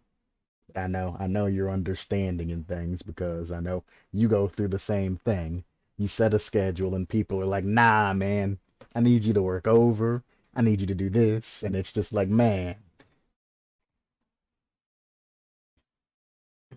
Rocket Fortnite. For sure, there is no hurry. The world isn't going to end anytime soon, right? What a weird alarm sound. Kaboom! That'd be hilarious. Well, it wouldn't be hilarious, but it would be hilarious at the same time if the world just ended.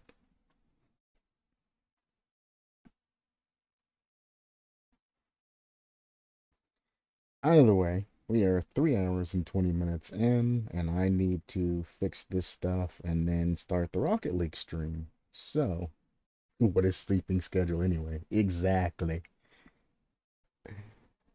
Exactly. What is sleep? What is work? What is love? As always, thank you for anybody stopping by. Will stop by,